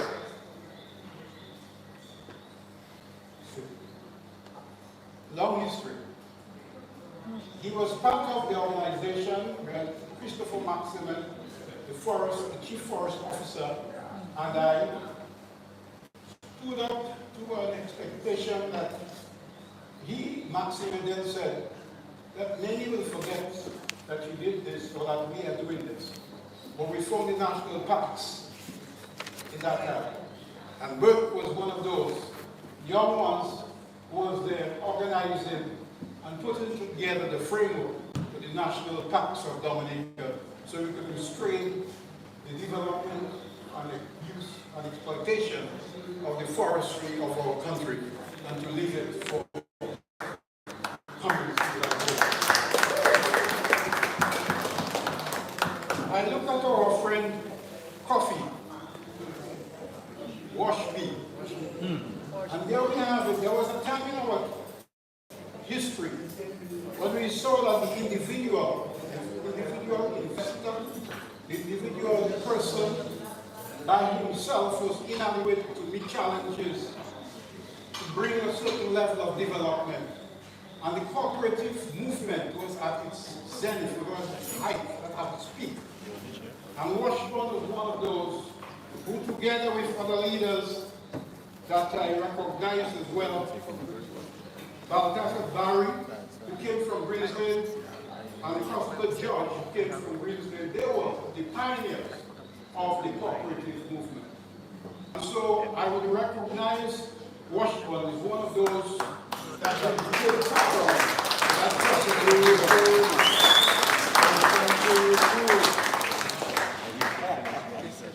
So it is within this organizational framework that I see other than Chief Sorrento, for example. Young man, always had a personality that was very strong, very persuasive, with a sense of humor.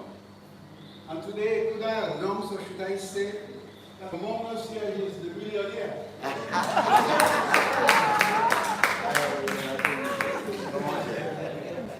He has come through very well, built his empire in an outdoor Curacao, where he was able to build 2 hotels. And having got crazy and became very, very persuasive in that he showed that a young man from our little small village of Canal Lane and Brisbane can become so successful in the land of Aruba.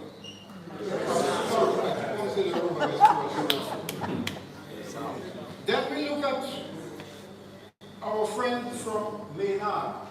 NATO.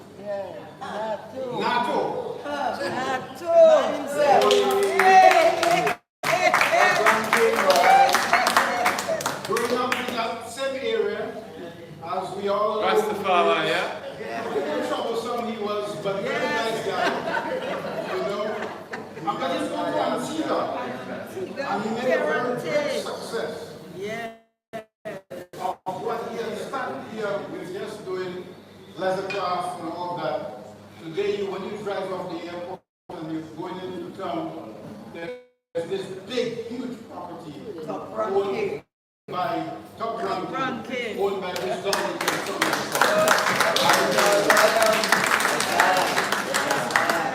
And so when I reflect upon that, I recall that I must make mention of the fact that Brisbane was very good to me.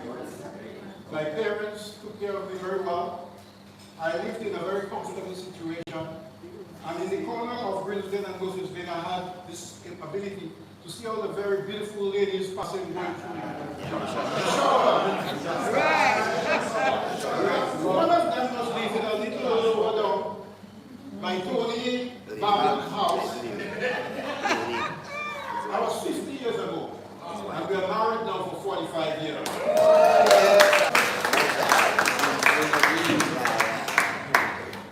But more important is the fact that it is the village that will really develop the child in a way that the child becomes able to come give back to that community. And so we think of Billy, we think of Tony, who has done extremely well, gone to Toronto, became a police officer, and one of the highest ranking black officers in the history of the police services in Toronto.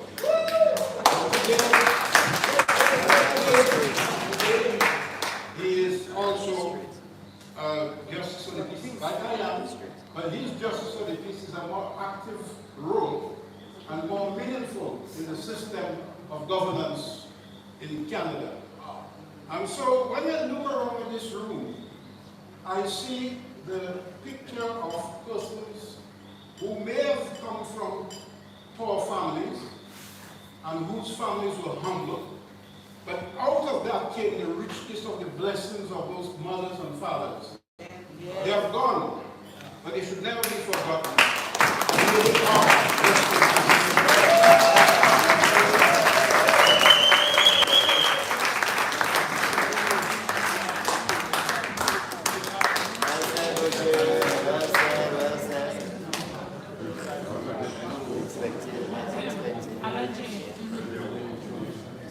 Next up we have Dr. Jefferson Charles. He's not here with us this evening, but he has sent his tribute to us. Dr. Charles. Dr. Jeff Charles, a fellow Greenalian, certainly has an impressive and diverse career. Jeff Charles has a doctorate in satellite communication, showcasing his expertise in this advanced field. As a founding member of the International Teleconferencing Association, he played a key role in founding the International Teleconferencing Association, which aimed to advance teleconferencing technologies. This earned him an award in Washington, D.C. for his pioneering role in teleconferencing. Jeff served as a mentor to Eskimos in the North Slope borough of Alaska, contributing significantly to their community. He was a director at the Institute of the Future, where he was involved in forward-thinking projects. He is a renowned broadcaster, which includes work with the giant news network, the BBC.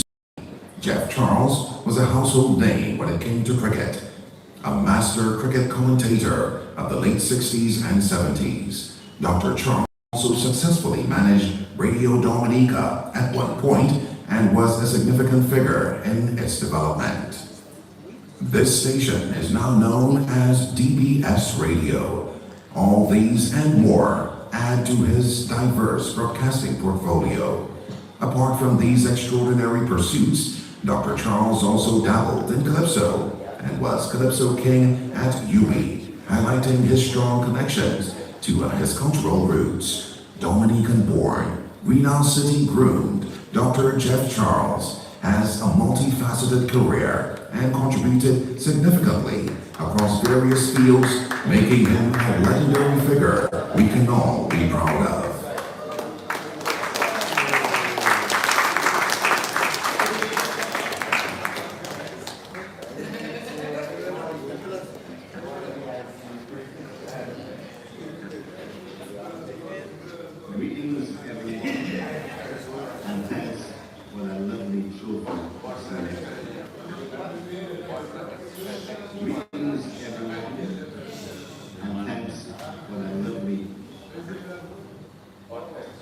Greetings, everyone, and thanks for that lovely trophy you see next to me.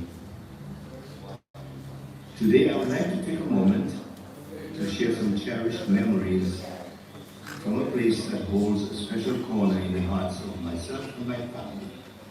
And that place is 10 Canal Lane in Goodwood. For 7 wonderful years, 10 Canal Lane was more than just an address. It was the heart of our family. 3 of our 4 children were born there. And Susan and I began our married life together there, moving in straight from our honeymoon in Londonderry. From the porch of that house, we could witness the horizon at a distance, with the orange orb of the sunset gradually disappearing into the ocean water, a sight we never grew tired of.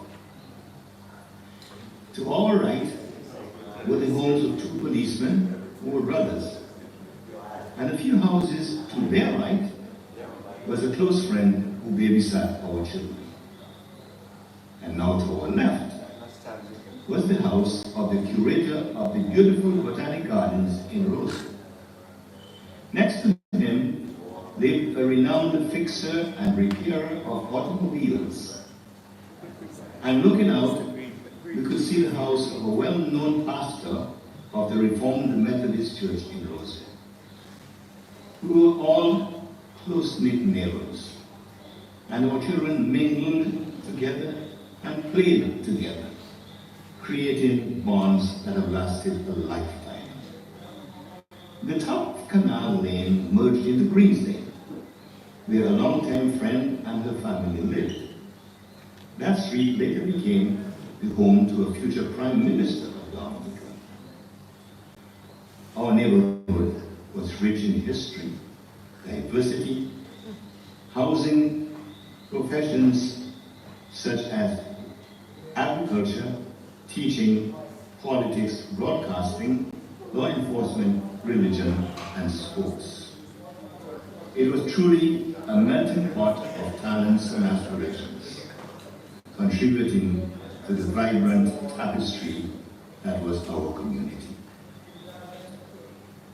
Finally, let me reminisce about the golden years at Canal Lane in a simple sentence.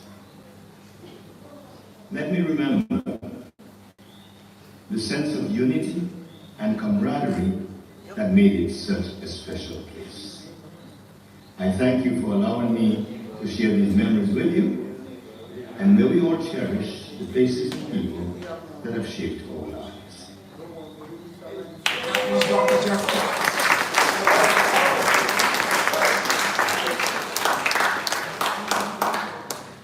Next up, we have Mr. Billy Doctrove.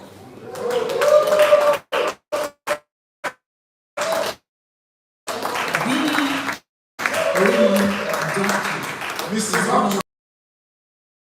Personalities to have risen from Dominica. He came to live in the beloved Greenal city with his family in 1959.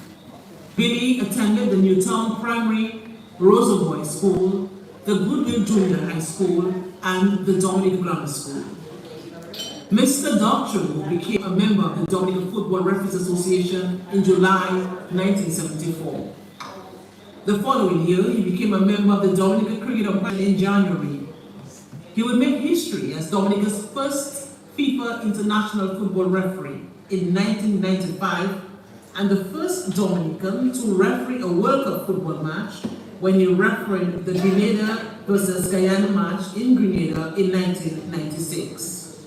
He attended an international course for referees instructors in England in 1993. Doctrove officiated in his first ODI, West Indies, against England in St. Vincent in 1998. He would set the mark as Dominica's first Test cricket umpire in 2000 when he officiated in the Test match West Indies against Pakistan in Antigua, thus achieving a unique double as the only known human being, dead or alive, who became the country's first FIFA football referee and also the country's first Test cricket umpire. Billy was appointed to the ICC International Panel of Umpires in 2002 and elevated to the ICC Elite Panel in 2006. He would then be appointed by the ICC to officiate the final of the 2011 ICC T20 Cricket World Cup in Barbados. He retired as an international cricket umpire in 2012, having officiated in 38 Test matches, 112 one-day internationals, 17 T20s, and numerous first-class matches. What a feat! decorated with meritorious award in 2002, and appointed Goodwill Sporting Ambassador by the government of Dominica in 2006. Billy Doctrove would go on to receive numerous awards, including the Sports Division Official of the Year, and the Sun and Chronicle Newspaper's Personality of the Year, and the Outstanding Sports Personality Award by Dominicans in Europe at an impressive reunion gala in Paris, France in 2009. He is presently the president of the Dominica Olympic Committee, and under his stewardship, Dominica has won its first Olympic gold medal.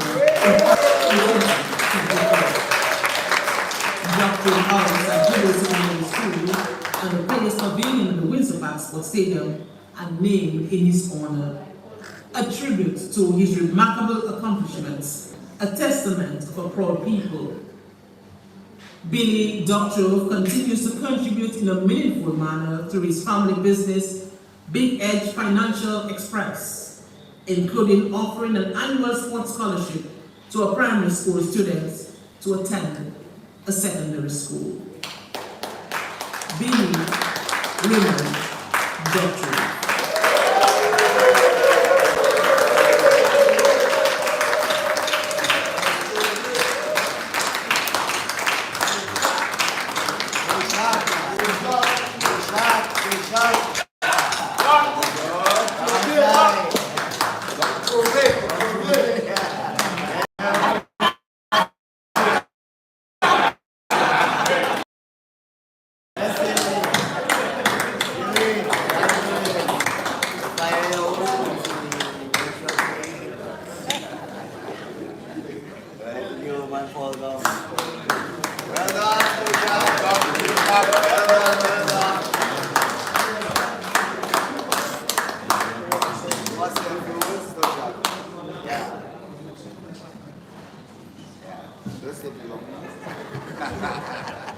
Good evening, ladies and gentlemen.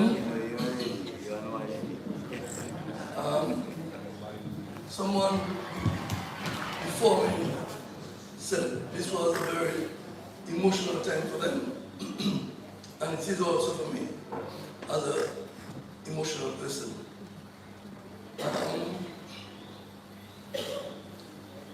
Receiving this award means a lot to me. Like many of us in this room, I have received numerous awards locally, regionally, and internationally. And they all meant a lot to me. But this one is special, being recognized by persons who I grew up with from since I was 4 years old. That's when I started to live in Greenal, and I left there temporarily 35 years later. So I spent a lot of time in Greenal. It made me into who I am today. And my genuine friends, my real friends in life, came from Greenal.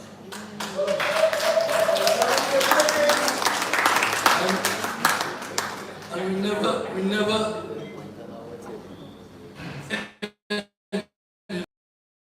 stopped our friendship. As I said, I lived there until a young lady decided that I had to leave Bruney. But I never turned my back on Bruney because my parents continued to live there, and especially my mother, I couldn't spend more than 2 days without passing there. So I was still in Greenal, even though I was living there. And the family home, the family house still in Greens Lane. And the few letters that I receive now, like everybody else, the letters are still in the past. But the few letters that I receive, my address is still 31 Greens Lane. And I don't think that will ever change. So I want to thank the membership of the Greenal Committee, and when we were discussing that particular issue, I had to ask them to excuse me because I didn't want to be part of that, and we went to another committee to take the decision. And when they informed me that I was one of the persons to be awarded, I told them that as a member of the committee, probably they should give it to somebody else who was not on the committee. And they told me, no. They insisted that I deserved it and I should be a recipient. So I accepted with a great deal of pride and humility, and I just want to say thank you. It was a wonderful experience working with this committee over the past almost 2 years to ensure that this reunion became a reality. So I just want to say again, thank you, and I hope that we'll continue to enjoy the rest of the evening. It is far from finished.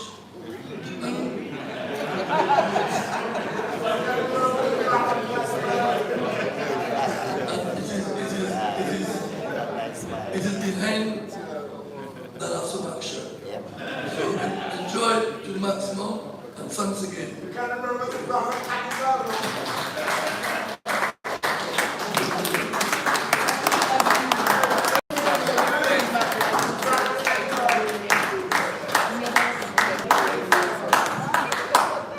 Next up, we have Mr. Gordon Henderson. He's not with us tonight, but we have sent his.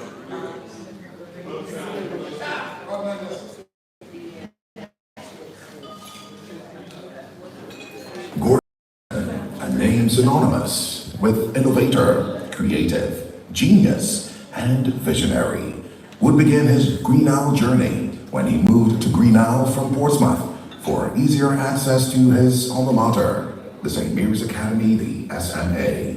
Despite prevalent preconceived notions, Gordon Henderson always perceived and pursued music as art and industry. His achievements in the cultural industry over the past 4 decades are in the area of music as a songwriter, composer, recording artist, record producer, and performer in the Caribbean, Africa, Europe, the Indian Ocean, North and South America. Gordon Henderson left his native country Dominica alone in 1970 and became the English singer of the group Les Vikings in Guadeloupe, along with musicians such as Pierre Edouard de Simas, who later founded the band Kassav. After 2 hit singles titled Love and Pain of Love, which for the first time in the French Caribbean recording history rose to the top of the charts as far as Holland, becoming the first significant musical export from the Lesser Antilles. The producer offered an album project, so Gordon asked his former schoolmate Fitzroy Williams to select young Dominicans to join him in Guadeloupe and founded the group Exile One. With the group Exile One, Gordon Henderson created a musical genre called Calypso, which he named himself. This genre revolutionized the popular music across the Caribbean, Africa, the Indian Ocean, and beyond, to become an influential precursor of Zouk and Soukous. Exile One and Calypso became the most popular item in the global Creole music industry and became the first Creole band to sign a major recording contract, which was followed by Cassave over a decade later. This encouraged many Dominican bands to emulate Cadence Calypso. The first to follow was the Gramax. As a record producer, he introduced numerous artists, among which Dominica's Lady of Song, Ophelia, is the most outstanding. As a TV producer and host, his award-winning show, Feel the World Beat, was broadcasted in many countries, including select stations on the PBS network in the United States. Mr. Henderson was an important figure in the creation of the World Creole Music Festival. Its purpose at the time was to employ artists of all Creole styles like zouk, compa, and soukous. Today, we can say it has surpassed the initial borders and has lived on and transformed to include many other regional and international artists from all over the globe and from many different genres. His impressive list of awards are from Africa, Europe, the United States, and numerous Caribbean islands. In 2016, he received the Trailblazer Award in Washington, D.C. from the Caribbean Institute of Cultural Studies.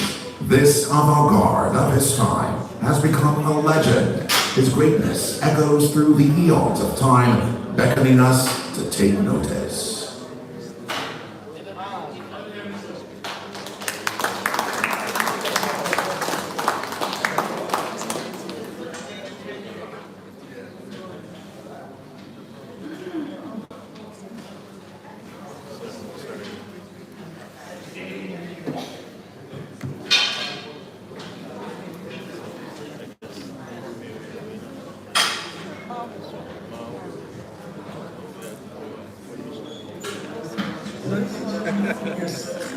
Members of the Greenal Foundation, dear friends, I live within the Greenal City community for 3 separate times during my life.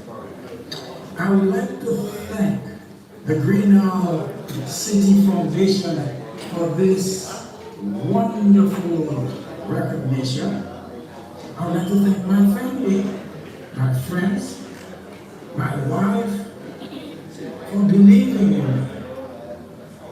I want to acknowledge all my mentors from the Greenhouse City, most of whom are also being honored tonight. I am so sorry that I am on duty in a neighboring Caribbean island at this time, and it is impossible to be at 2 different places at the same time. I wish you a wonderful evening, and I would like everyone to remember, particularly the young ones, Greenhouse City has always been a place where dreams take flight.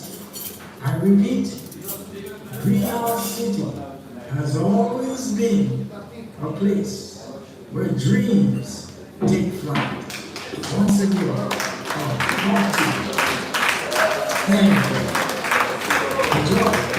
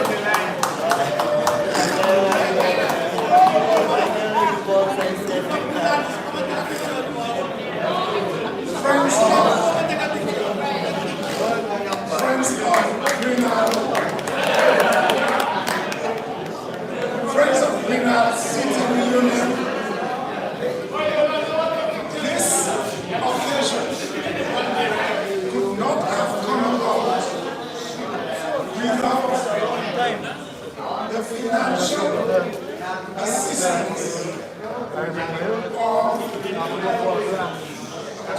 people, as Billy said earlier, he will always be a man of business. And our main sponsor, Big Edge Financial, we will thank them from the bottom of our hearts. Mrs. Doctrove.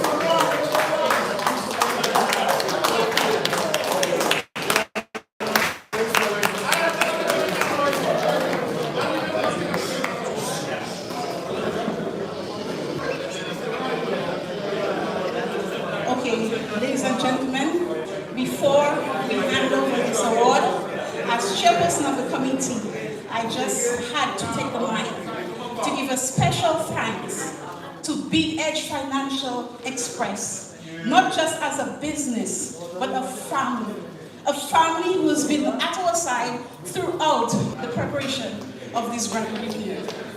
We would not have been able to do it without Big Edge Financial Express. Thank you wholeheartedly, Mrs. Antonina Doctrove.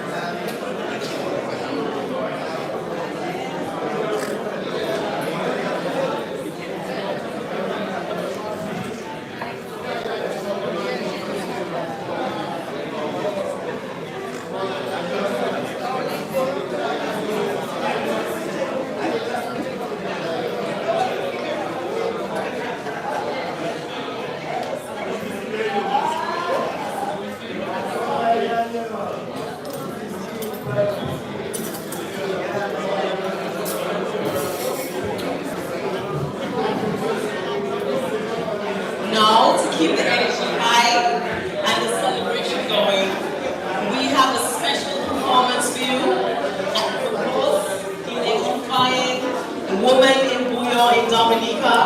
She's taking the scene by storm.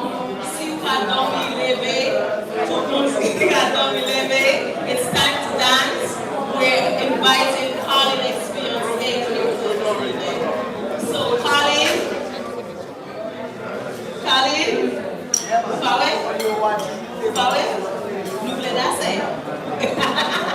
all right, up next we have the expeditious Colin XP. And then we're ready to dance. And we don't want to see the faces. The dance floor is open, so everybody get up there. It's a celebration. Let's get dancing. Thank you.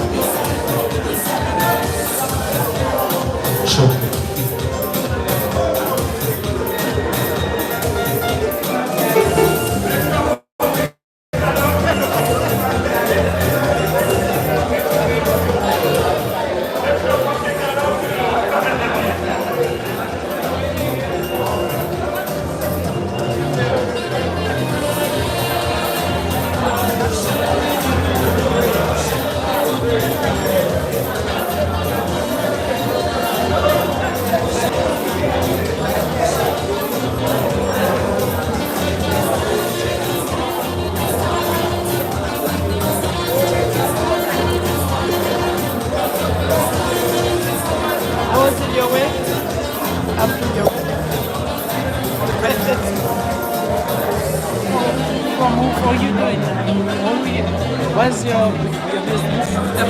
Huh? I always see some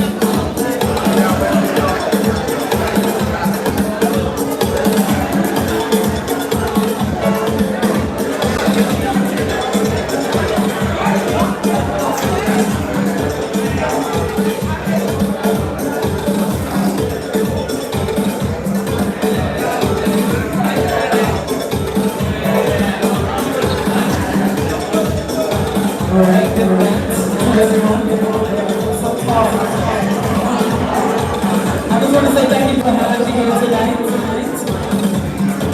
I came straight from another performance, so I'm so excited to be here tonight. I just want to say congratulations for winners tonight.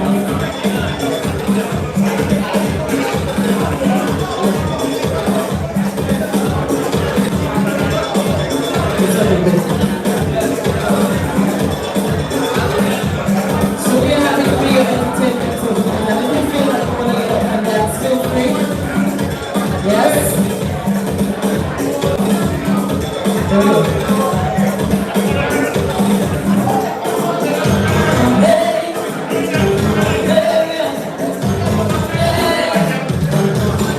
Sometimes I wish that I could make a difference. It's just so it's very apparent. Give me girl. Give me a cross for the water. What will I be with the message? I'm gonna be ready to feel the world. I'm gonna dance with you more than it is ever. All I have to do is protect. Nothing more can turn away. So we're gonna be love. Love you to the top. I guess I'm ready. So surely she will tell me. You feel like what other people will come through. As if there is somebody you can turn to. When your family you should be there. And you buy your love. And you buy your love. So just keep it up. Do it, let that go. One day story in your body might not show. When your friend or family you should be there. And you buy your love. And you buy your love.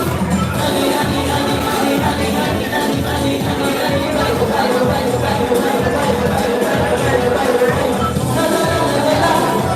La la la la la la. La la la la la la la la la la la. Bruney would say, no blessings will come before. Be my mistake. Just put more time down the road. Hallelujah. This is the Lion of Judah. The power that he come up and my house and deliver this is the word. And I can tell you that spending this money to all I live is never right. All the truth to protect. So now we want to catch each other. Something will be coming out. I have a thing to make an alcohol. You don't have to be holy. Just give now so that we got it. People like crazy, but they're crazy. They're gonna so turn the people like crazy. Where was the goal where we should be there? And divide your love. And divide your love. So much more the one that I know. One destiny is the body like I'm sure. Where the friends of family you should be there. And divide your love. And divide your love. Honey, honey, honey, honey, honey, honey, honey, honey, honey, honey, bye, bye, bye, bye, bye, bye, bye, bye, bye.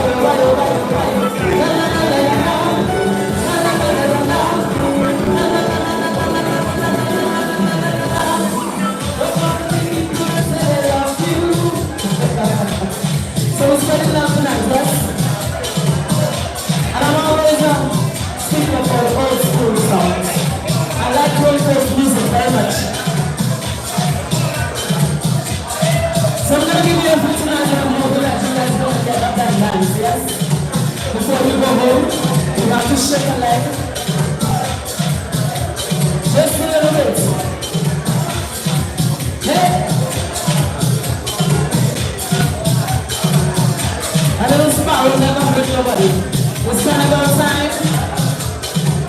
So we want you to free up yourself a little bit.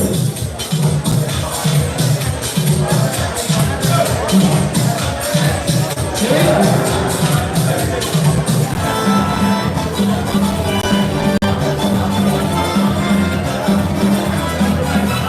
And don't forget the bar is still open, yes? So if you want to patronize the bar, it is still open for business. Talk about that thing that I'm writing that we is God. Think of it that none of love with this world.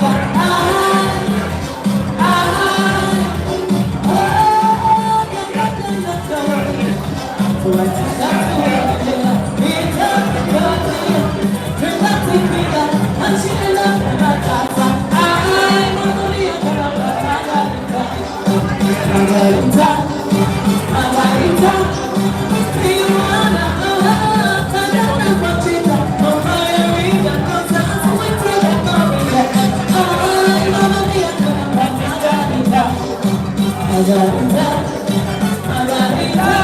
I love Mexico, but I have to go. So let I go. Say adios, mi amor.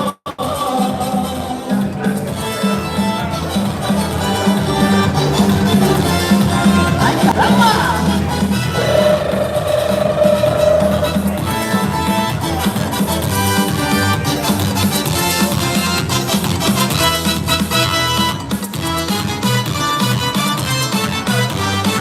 She threw out this door to me, Papa Sancho, Mama Consuelo, and she ended up in limbo.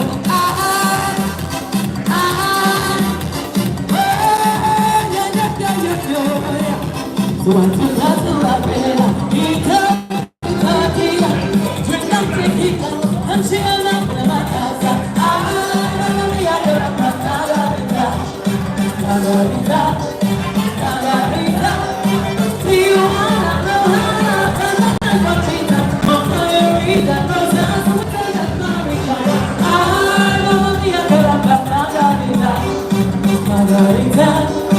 Margarita, I love Mexico, but I have to go.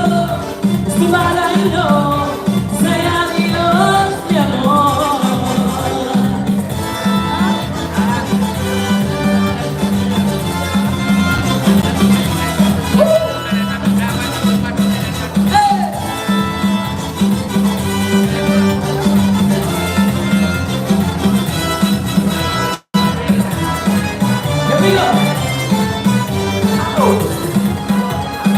Don't forget the bar is still open. If you guys want to patronize the bar, we're still open for business.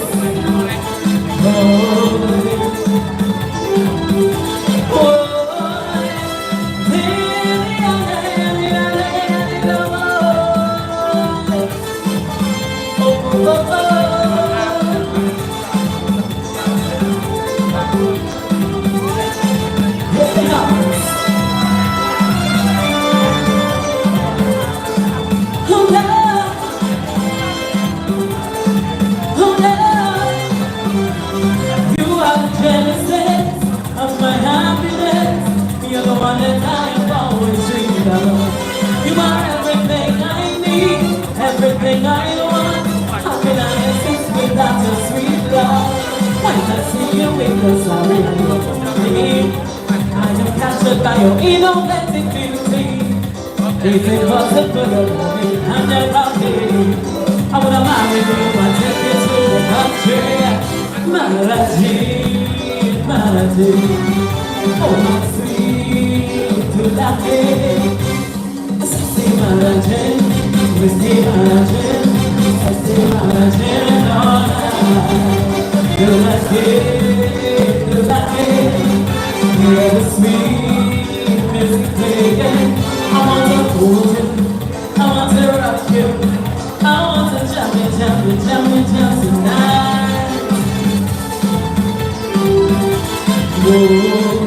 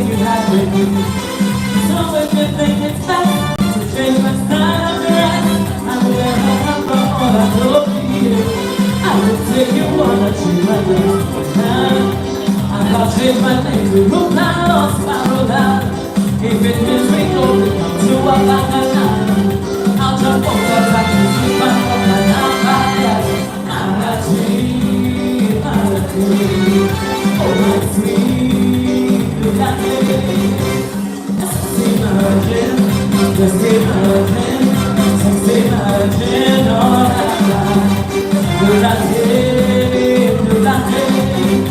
yes, sweet, sweet music, I want to hold you, I want to rock you, I want to jam tonight. Oh, I want to jam you.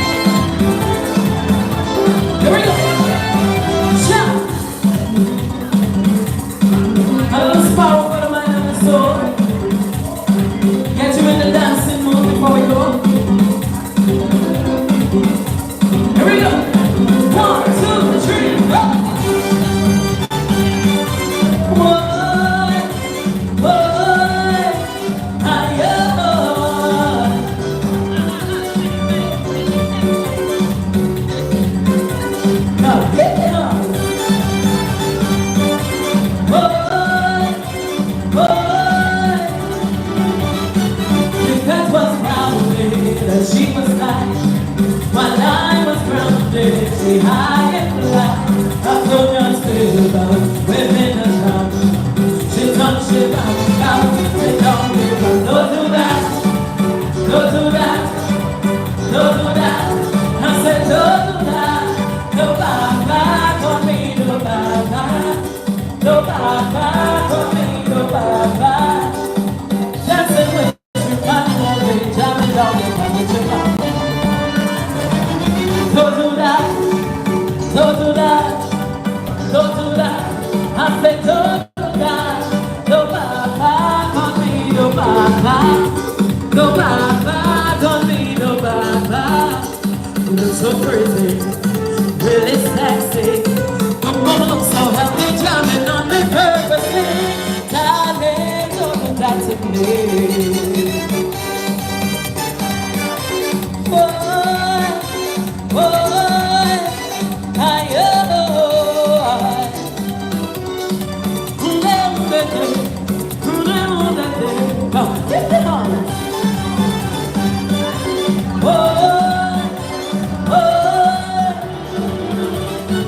If she was serious, I wouldn't have played.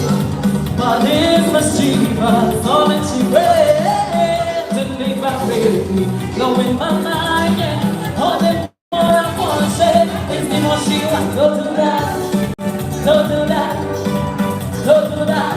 Makes me don't do that. Go bye-bye, don't me, go bye-bye. Go bye-bye, don't me, go bye-bye. Tell me what you want to do, tell me don't be right with your bye-bye. Don't do that, don't do that, don't do that. I said don't do that.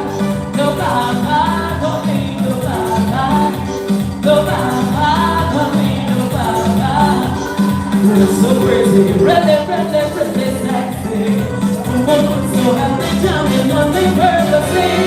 Darling, don't do that to me.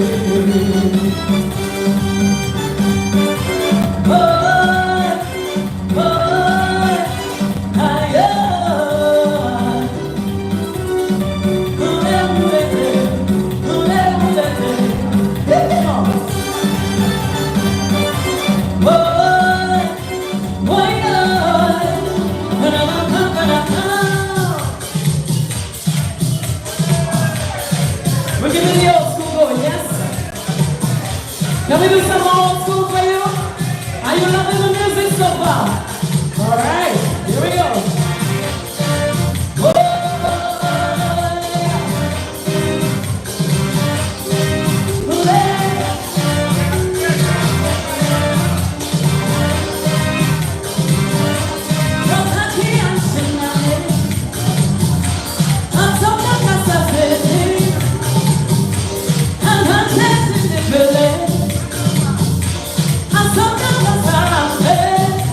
Here we go.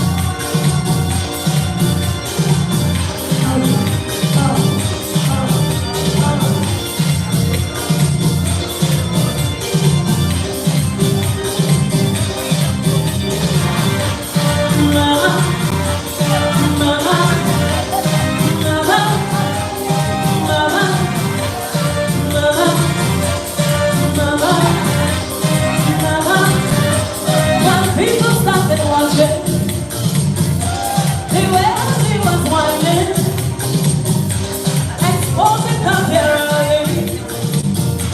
Sweet music and harmony. I wanna see you, let me see you now. 91, 91, 91, 91, 91, 91, 91 down slow, 91 down low, 91 down slow, 91 down low, 91 down slow, 91 down low, 91 down slow, 90, whoa. Hey!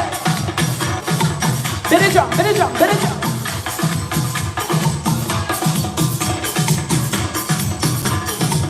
Here we go. Hey!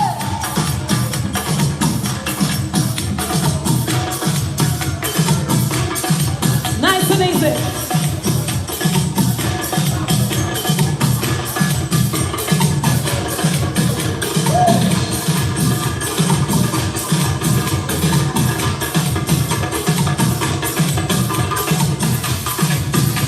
Feel the beat of the African drum. Here we go. Hey! Yes, you like it, yes? I know it too.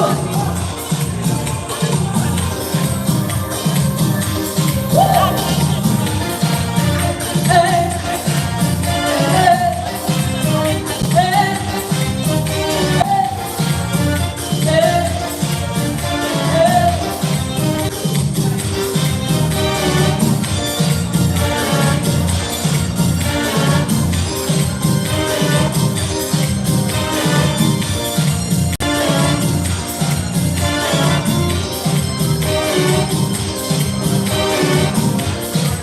So we're gonna give it a little verse to that.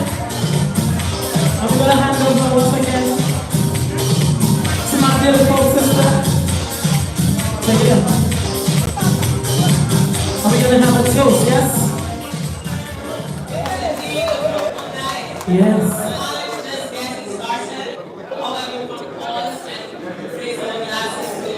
Here's my mic, so they can hear you. Can you hear me now? Yeah. All right. So as I was saying, party has only just begun, but we're going to take a pause so we can raise our glasses to the organizers. Natasha Henderson, the chairperson. Edgar Burke Jerome Sr., the international liaison officer. Joseph Seraphine, the PRO. Billy Doctrove, the treasurer. Al Sorrento, the committee member. Watchboard Cuffy, the secretary, and of course Brian Hamilton. They made tonight possible, and of course each and every one of you who attended made it extra special. To all the awardees, congratulations. So let's raise our glasses as we give a big toast for the first ever Greenal City reunion. Let's raise our glasses. Hip hip. Hip hip. Long live Greenal. All right. Thank you.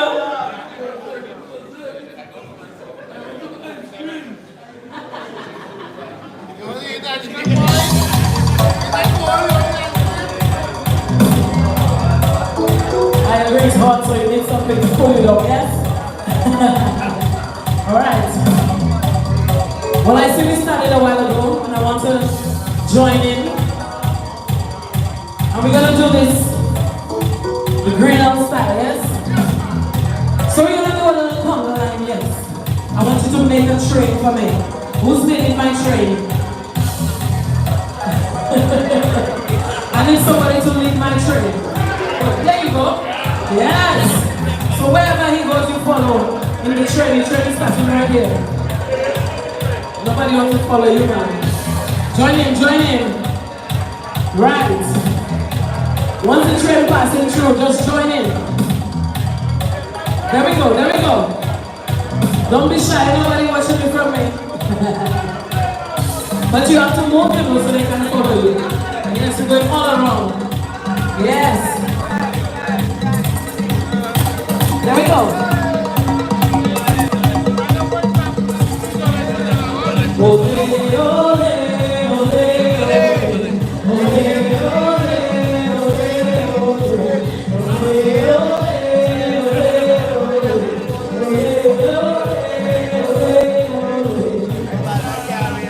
How are you feeling?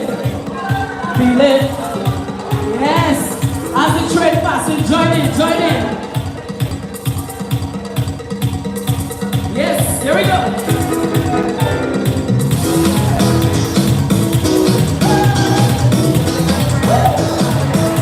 I want to see the biggest train ever. Here we go, here we go, here we go, here we go. Oh, la, la, yeah. Oh, oh, oh.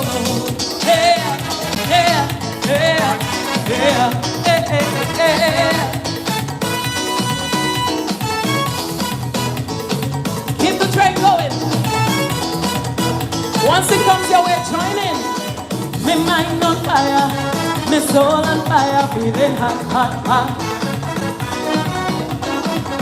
Party people all around me, feeling hot, hot, hot. What to do on a night like this, when the music's sweet and I can't resist? We need a party song, a fundamental dance. So let me rum, bum, bum, bum. And let me rum, bum, bum, bum. Sing with me, sing with me. Ole, ole, ole, ole. Ole, ole, ole, ole. And let me rum, bum, bum, bum. And let me rum, bum, bum, bum. Feeling hot, hot, hot. Feeling hot, hot, hot. Feeling hot, hot, hot. Na, na, na, boy. Oh, boy. Yeah, yeah, yeah, yeah, yeah, yeah.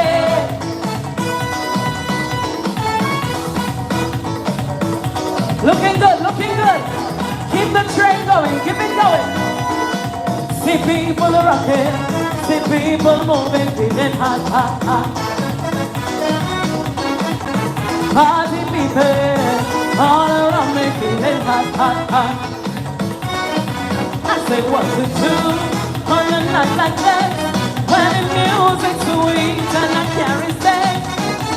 We need a party song, a fundamental dance. So let me rum, bum, bum, bum. Keep it going, keep it going. I let me rum, bum, bum, bum. Ole, ole, ole, ole. Ole, ole, ole, ole. I love you, bum, bum, bum, bum. I love you, bum, bum, bum, bum. Feeling hot, hot, hot. Feeling hot, hot, hot. Feeling hot, hot, hot. I'm feeling hot, hot, hot. Na, na, na, oh, oh, oh. Yeah, yeah, yeah, yeah, yeah, yeah. Looking good, looking good. Here we go.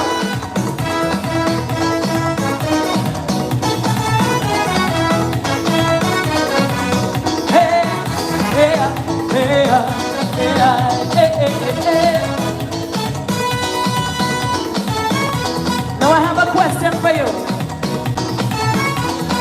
I have one question for you. Tell me, how you feeling? How you feeling? How you feeling? How you feeling? How you feeling? How you feeling? How you feeling? Tell me how you feeling. 'Cause a long time we don't felt like this. A long time we don't felt like this. A long time we don't felt like this. A very long time we don't felt like this. It's carnival season, yes, so I'm gonna do a little calypso for you. Yes.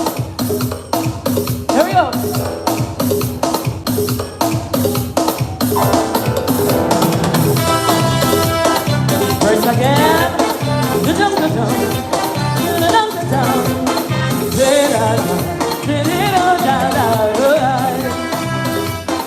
Watch it.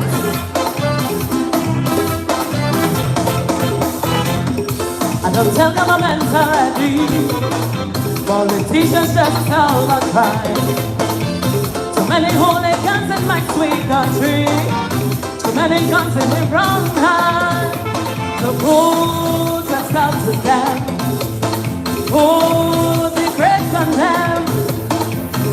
Regardless of what which party, the success of this country depends on its stability. So if the violence is now the problem, what we do? We put in the bricks on them. We jam in the bricks on them. We can't take them things again. Tell them hooligans, you see, the government I am into. Put the bricks on them. Jam the bricks on them. I am playing politics. I'm just a little mechanic.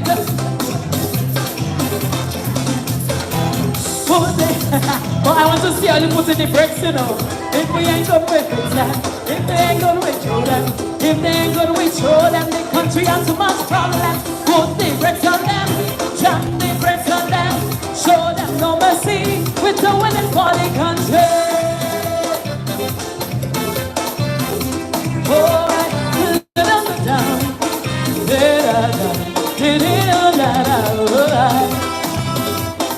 watch it. No whole country living in fear. We need someone to enforce the law.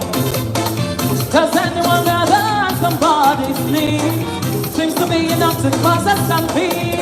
And we just put a stop to them.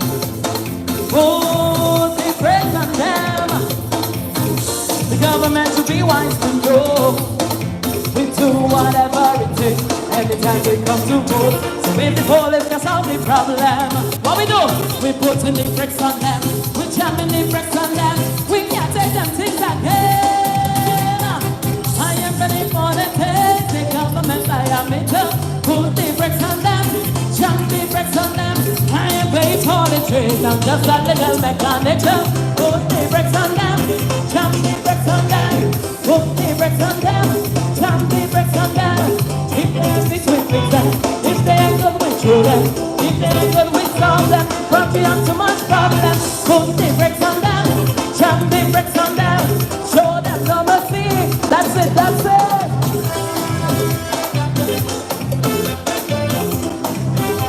Till the moment die, yeah. Watch it. Here we go.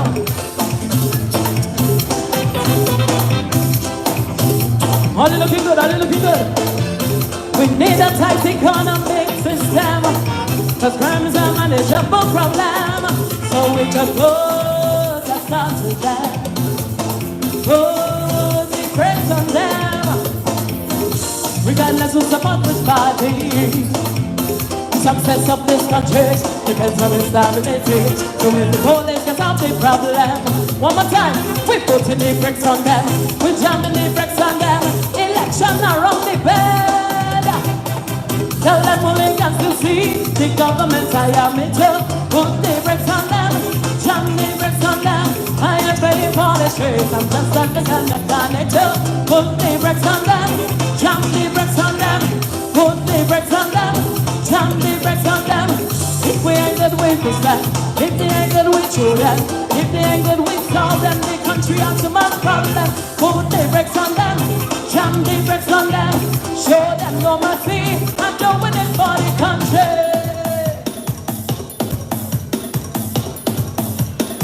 We're keeping you in the dancing mood. We want to make sure you're sweating before you go home tonight, yes?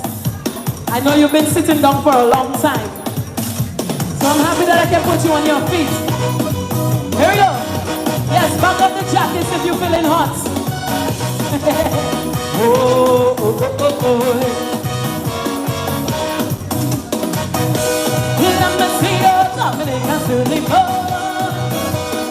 Dominican Sulibo. Oh, oh, oh, oh, oh. years to celebrate. Time for you to participate. The spotlight is on and they shall rise. So we the masses must pay the right profile. I have seen this in my dream. We will reign supreme. The gem of the Caribbean, West Indian Queen. So tell me how I want to know. How far do we want to go? And work is imperative. We rise and be positive. Come on, show me the scene. We work in turn win. Let's come into this land for it. Let me see your hands in the air right now. Hey. So we promise to be all we can be. We promise, oh yes, we promise. And we promise we will match to victory. We promise, oh yes, we promise. And we promise to be true leaders, servers and followers. Promise to serve with pride this land in which we reside. We'll put our faith in Jah. We guarantee to prosper. If you believe, then let it show. Let's go. Where we going? So forward we go. Forward we go. Forward we go. Forward we go. Forward we go. Forward let we go.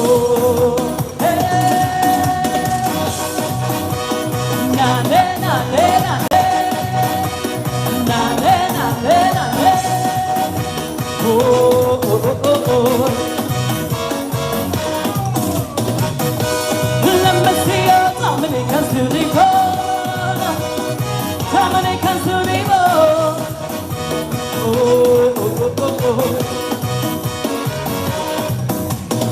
The clean-up campaign has begun.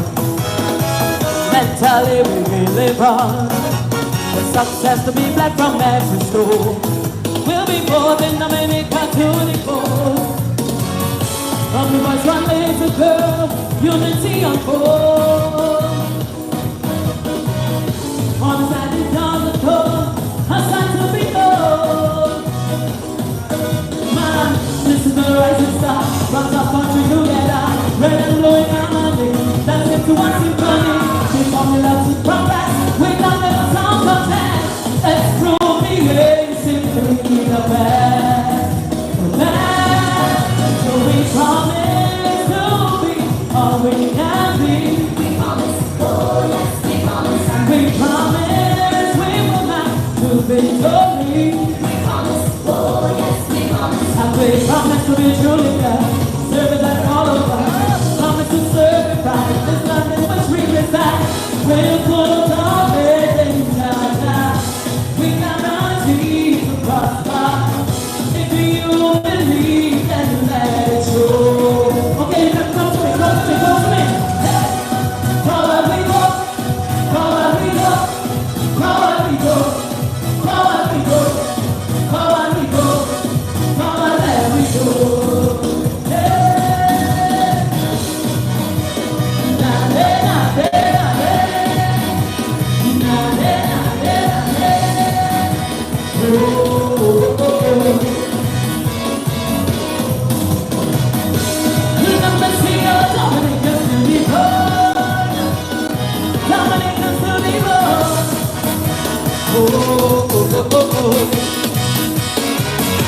Hey.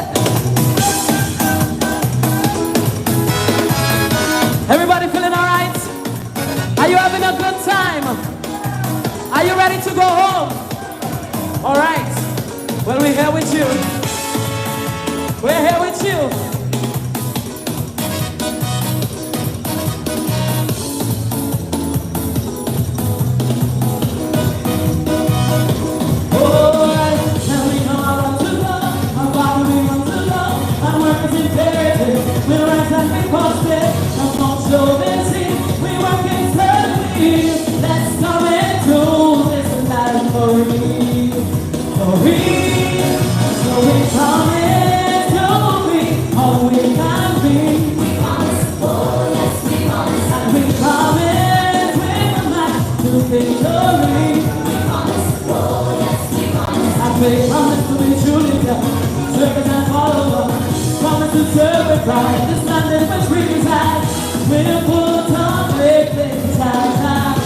We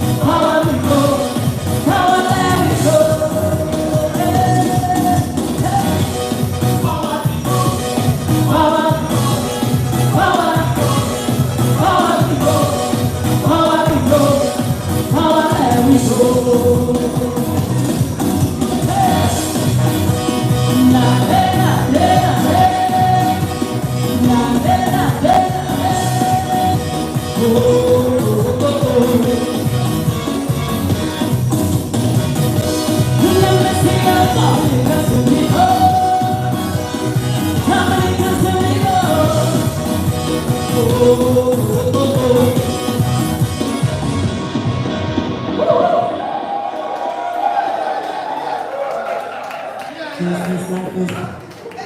happy that you guys are enjoying the music. Usually we get rid of all the tables and the chairs, you know, so you can move. Yes, but the floor is not something.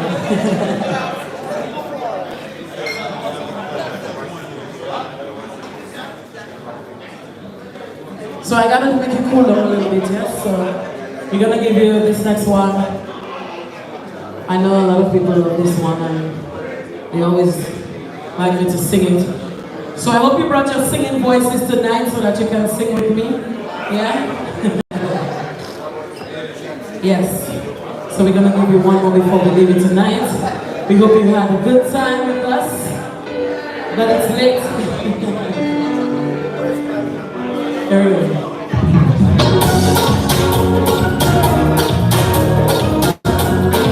I'm gonna ask you guys to sing along with me, yes?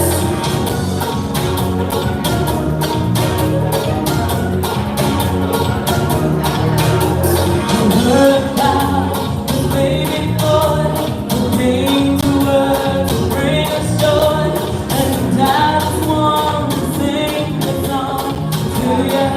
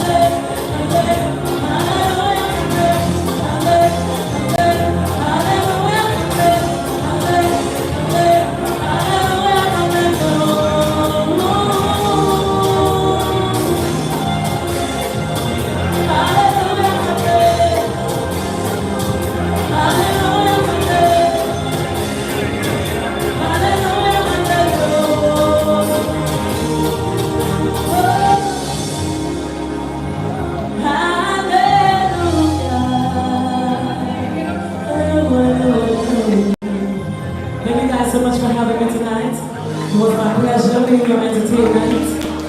Do get home safely. Thank you so much.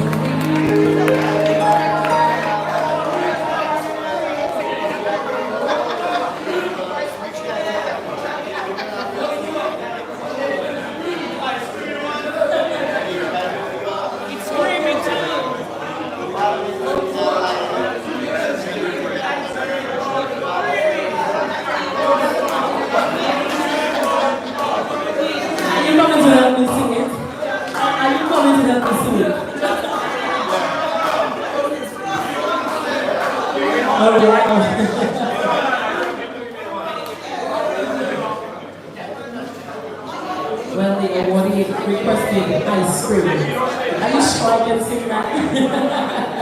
Let's go, Conan.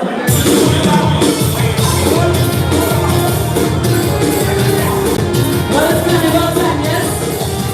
And this is a special request by Mr. Doctrove.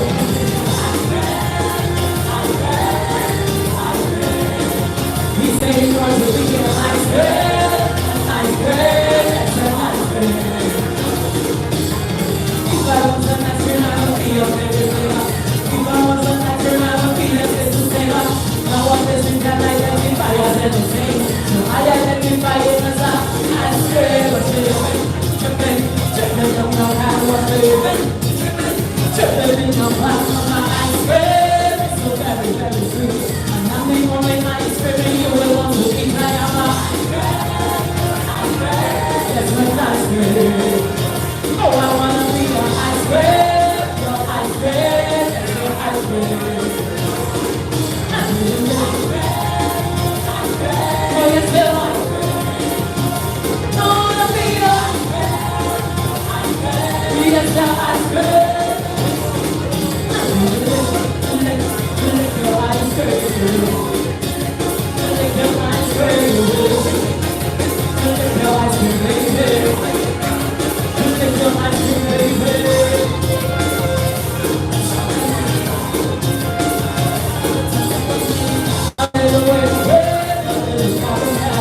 I'm the cherry on top, I am the sunset. Ice cream, ice cream, ice cream. Oh, I wanna be your ice cream, and ice cream. Your best, your best, your best. Ice cream, ice cream. You're going to sing this to the world. And ice cream, ice cream. Lick your ice cream. Lick your ice cream. Just lick your ice cream, baby. Lick your ice cream, baby. I'm an ice cream, it's an ice cream. He wants to be an ice cream, an ice cream, it's an ice cream. Trippin', trippin', trippin'. I wanna be an ice cream, yes, an ice cream. Eat. Thank you guys, enjoy the rest of your night. Well, it's morning time. Get home safely, yes? Thank you.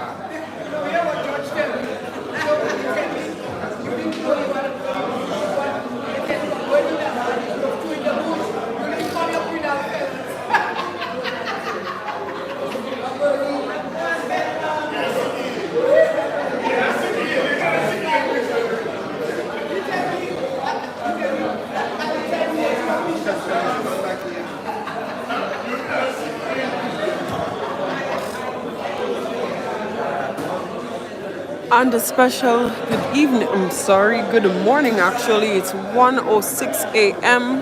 and this is the Green Lane and Canal Lane City Reunion 2025. We thank you all for staying tuned in for the duration of this event. We thank you for the organizers. We thank you to the sponsors for making this event such a momentous event. Thank you very much for your time. And remember, EmoNews, every moment online. Good morning.